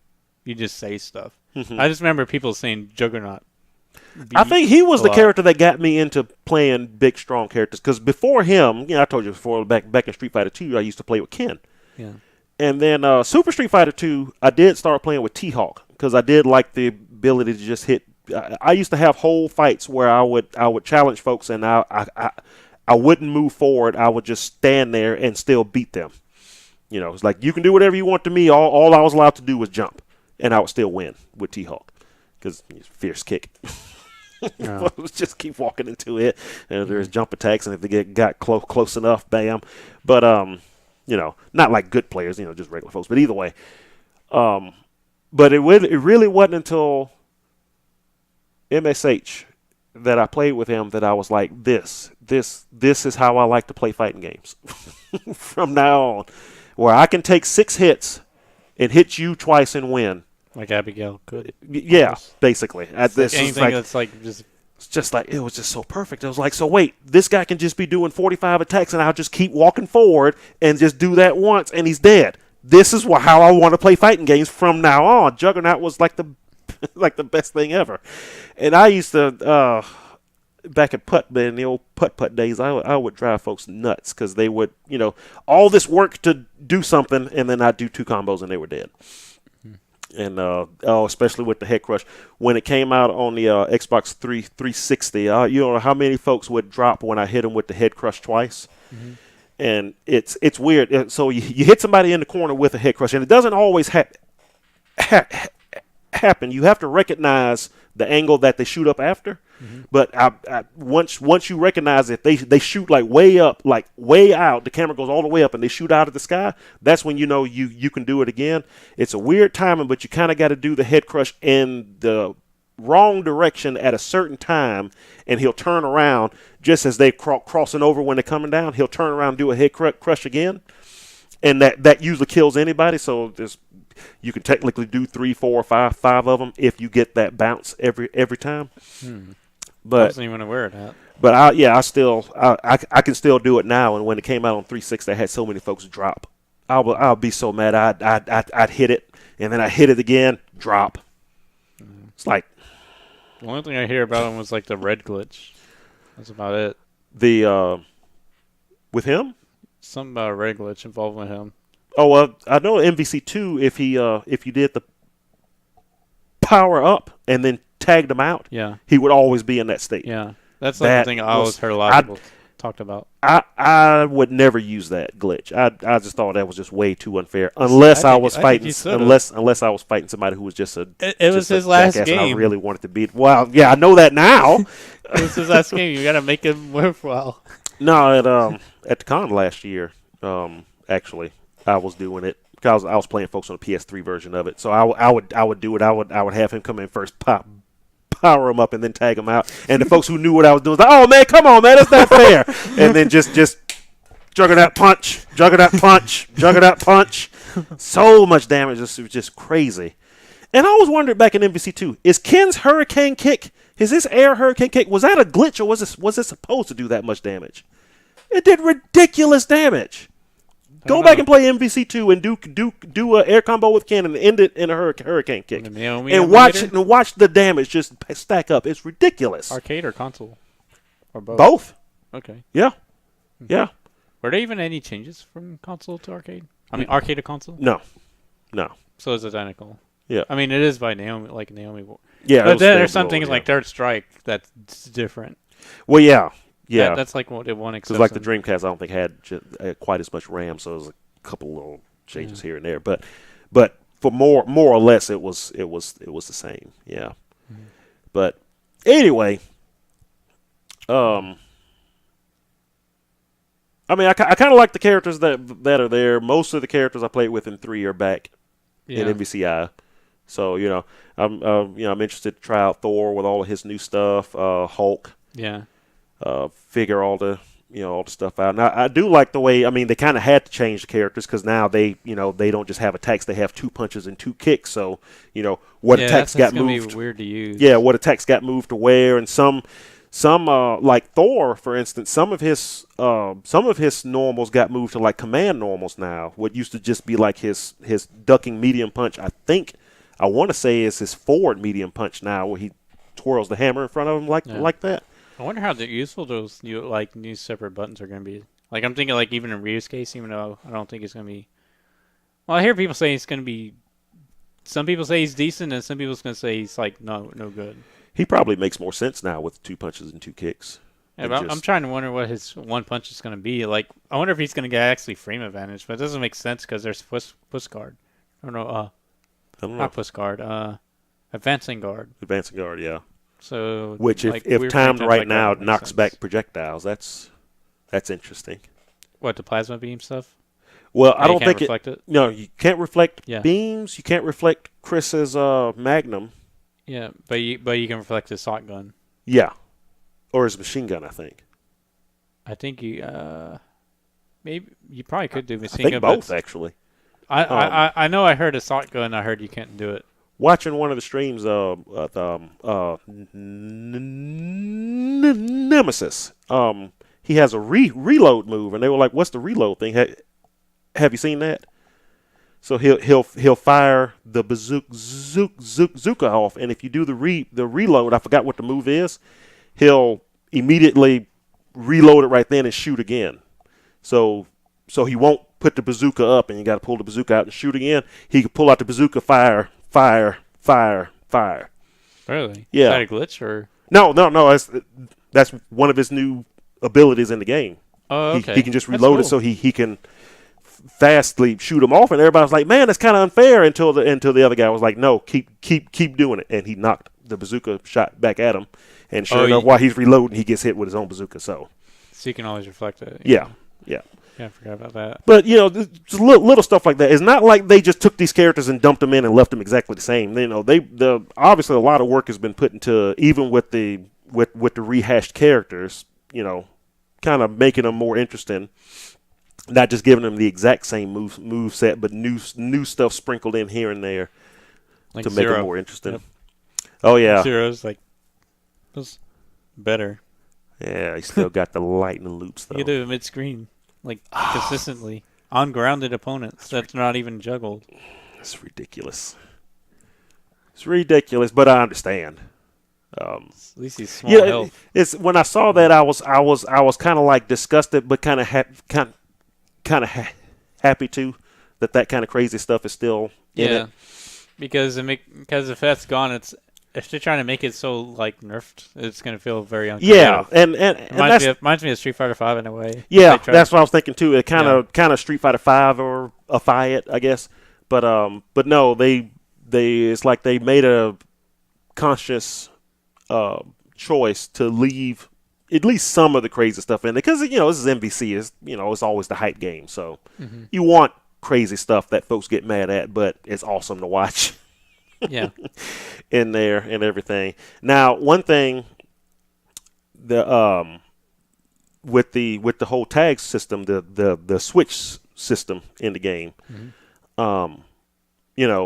first thing I thought, and I'm sure other folks thought too, is like, well, wait, so you can start a combo with somebody. What if you have them in block stun and they're standing, and then you bring your opponent in, you bring in your partner while he's stuck in block stun, and couldn't you just come in and trip him? No. No matter what you're doing, if you're blocking one attack when you switch your other character in, if you're blocking high and they attack low, it'll be blocked. If you're blocking low and they do an overhead, it'll be blocked. So it's a lot like the whole there's a system mechanic they call this. Well, it's not even mechanic. It's like a definition. Kind of like how Third Strike has non-auto block stuff. Like if you hit 2 lights together and you blocked the first one, then just let go, you're gonna get hit by the second one. Yeah. But in most other games, it's kind of like auto block for you. Yeah. So I think in Marvel's 3's case, it was you can auto block cross ups per combo, so you couldn't do like cross up shenanigans on true strings. Okay, yeah. But in this one, it looks like it's both cross ups and high lows, I guess. Yeah. Well, I think it's only based in on that. based on like tag conversions or really specific stuff. Right. I guess. Yeah. But so supposedly now we'll see how long before this gets broken. But there's supposedly no unblockable combos in the game. I think there's going to be some that are really hard to see. Well, that's what Justin Wong was saying. There's still plenty of hard to block blockables in the game, though. Plenty of those, but not. But as far as they can tell, so far from the folks who've been able to play it the last few days, it's like there's no way to set somebody up to where there's just no way they can block it. So that's good. Yeah, I think that's actually kind of good. But I'm sure somewhere down the line they'll find a way. I think it just depends on what else the game has in store to make it fair. Yeah. Oh yeah. Cause I mean, maybe in MVC 3 wasn't really that big of a deal, maybe because of how crazy you can get the other things going, so it wasn't a big deal. Mm-hmm. I mean, blockables even exist in Street Fighter 5, I think, with Ed's V skill hold. Oh yeah. So I think that's related to the very old vanilla Street Fighter 4 trick. Mm-hmm. I think that's like a legendary problem thing where it's like in vanilla Street Fighter 4 there was a thing where like if you did ultras that cause a flash buffer in a cinematic, it for some reason I hear it was also relation to the eyes animation or something, or like how the character's view perspective is once the flash occurs. But whatever it did, whenever that occurs, like your state of action for the character just doesn't register during that frame. Mm-hmm. And if something was going to hit you in that same frame when the flash buffer came, you were going to get hit. You were going to get unblockable. hit, yeah. I remember and I think that's the same thing that might happen in Street Fighter 5 probably. But I don't know if that's only for Ed and Manat, or if that's universal with everybody. I didn't get to look if the other characters have that. I don't know. It's a good question. It might probably just press a bug with Ed and Manat. I'd figure by now it'd be figured for other characters because someone like Ken should at least have one because it'd be easy. You back throw, fireball, do V trigger. That's what happens. Mm-hmm. But I think you can't do it with him. Pretty sure. I mean, people would have figured out by now. Just haven't got around it. You should try. I want to. I may have to turn the internet cord off when I do. So, but I'm trying to think what other characters am I kind of looking forward to trying. I mean, you could talk about the gems at least. See, well, I still don't know what gem you want to use. Like you're most interested. To be honest, I don't even really know. I'm thinking power probably the start thing that we didn't really get to talk about. It's like a revival gem. Oh yeah. I think they announced it like this. Yeah, after we talked about it. And it's like the cross assault thing and so and yeah. Like now having the other character on the screen only happens when your partner is downed.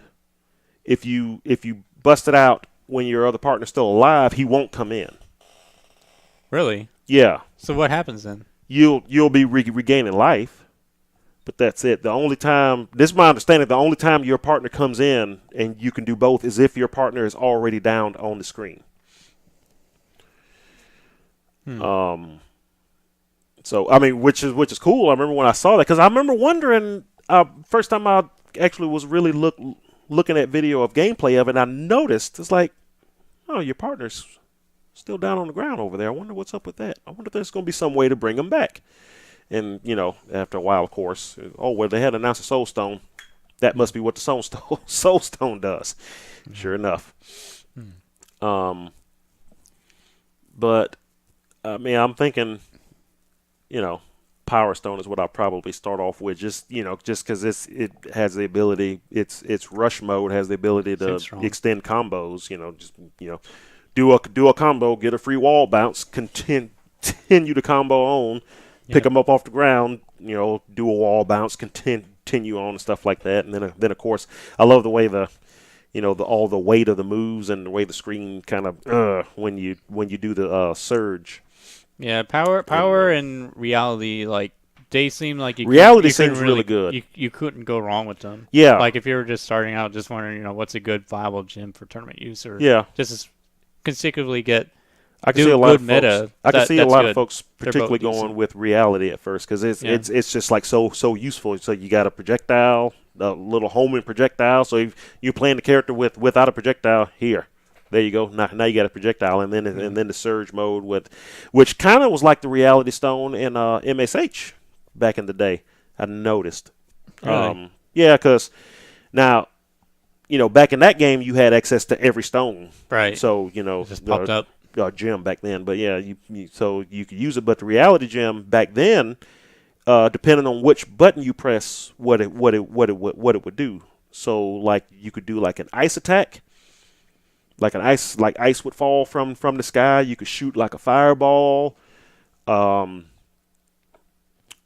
else was it? Yeah, it was depending on what button that you press. What the attack was. I think if you did the punch versions of it, it would do it high, and the kick versions did it low.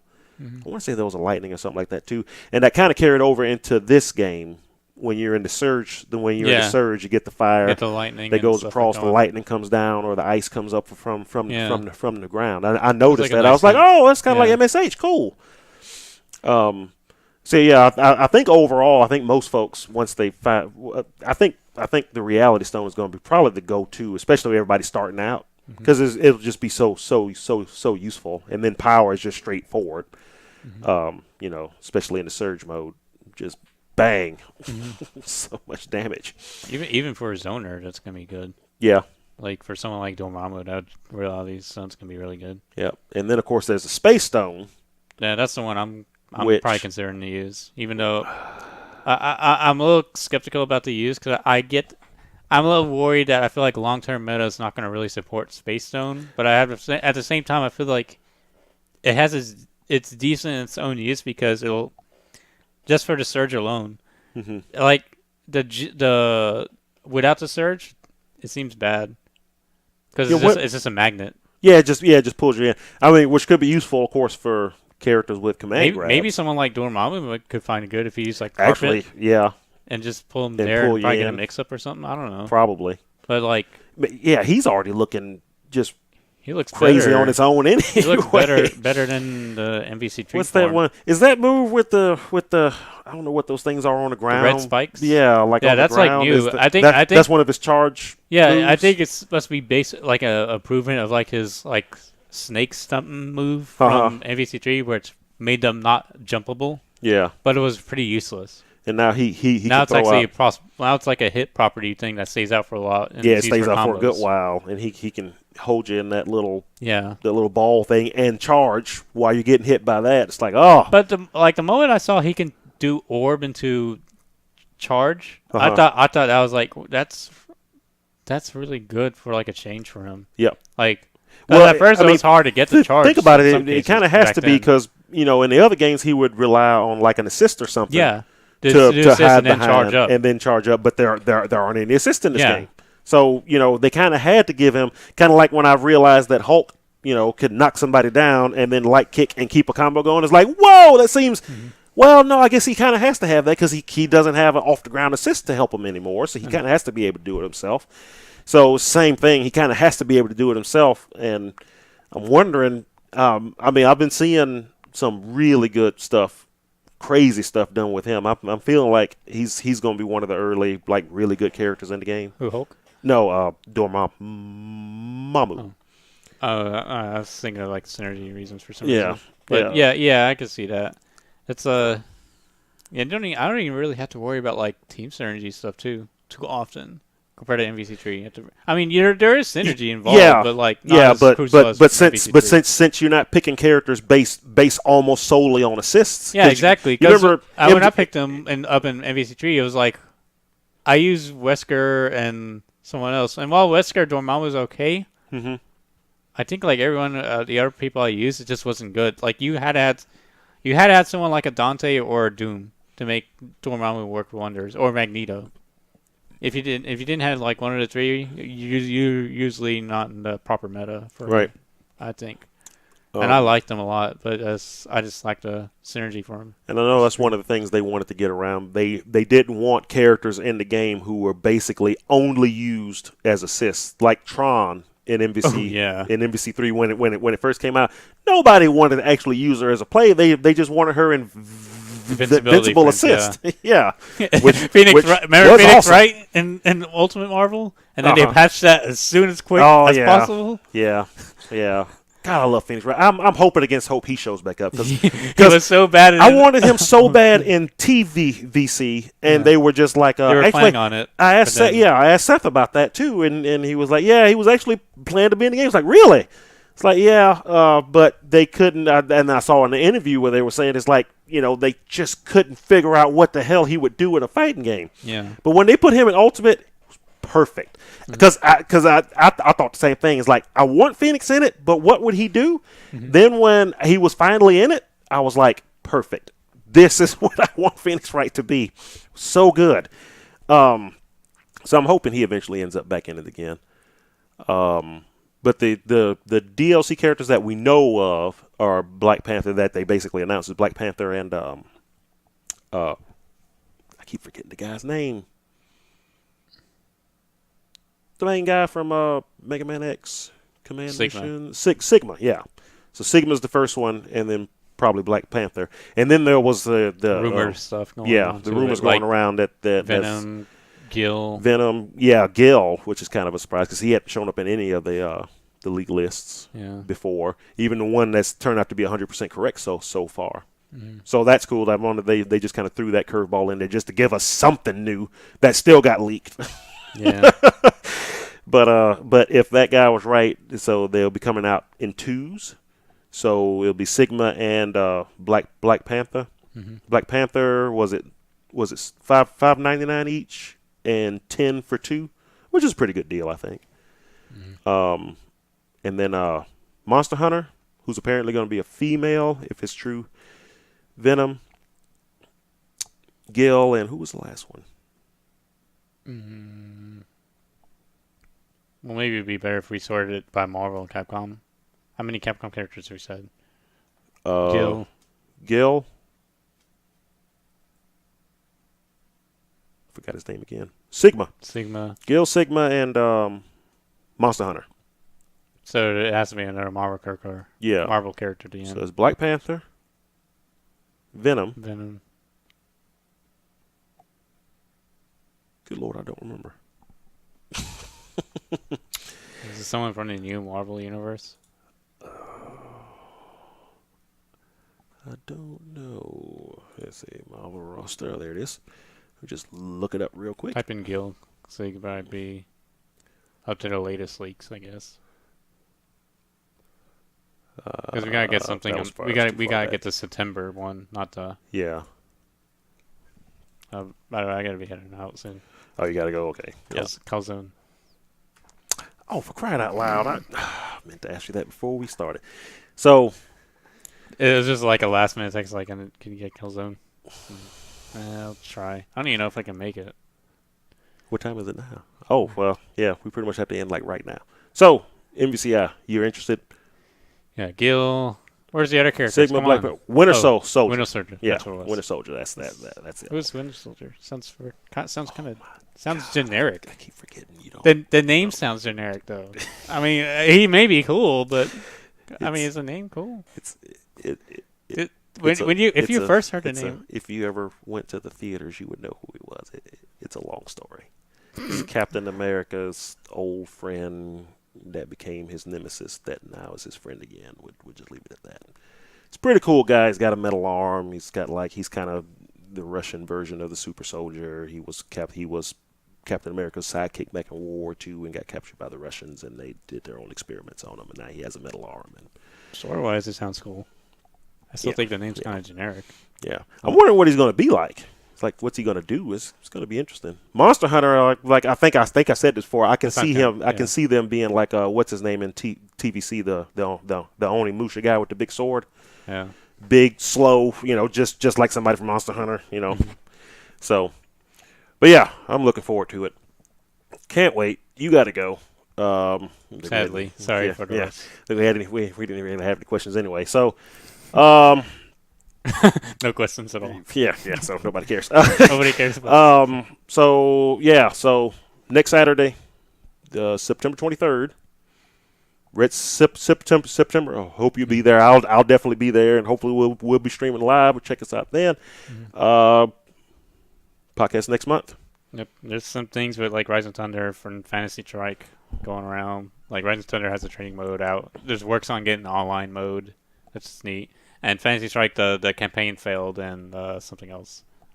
Didn't really care about it. Oh, yeah. I didn't hear about that. The campaign failed, but they're still doing the pre-Steam release. Okay, cool. So they're still doing things. Okay, cool. So I didn't realize it was that late already. There's a whole lot more we could talk about, but either way, we're gonna call it quits there. We'll see everybody next month, right? Sure. Yep. Okay. Yeah. We'll see everybody next month. See you soon. See you later. Bye.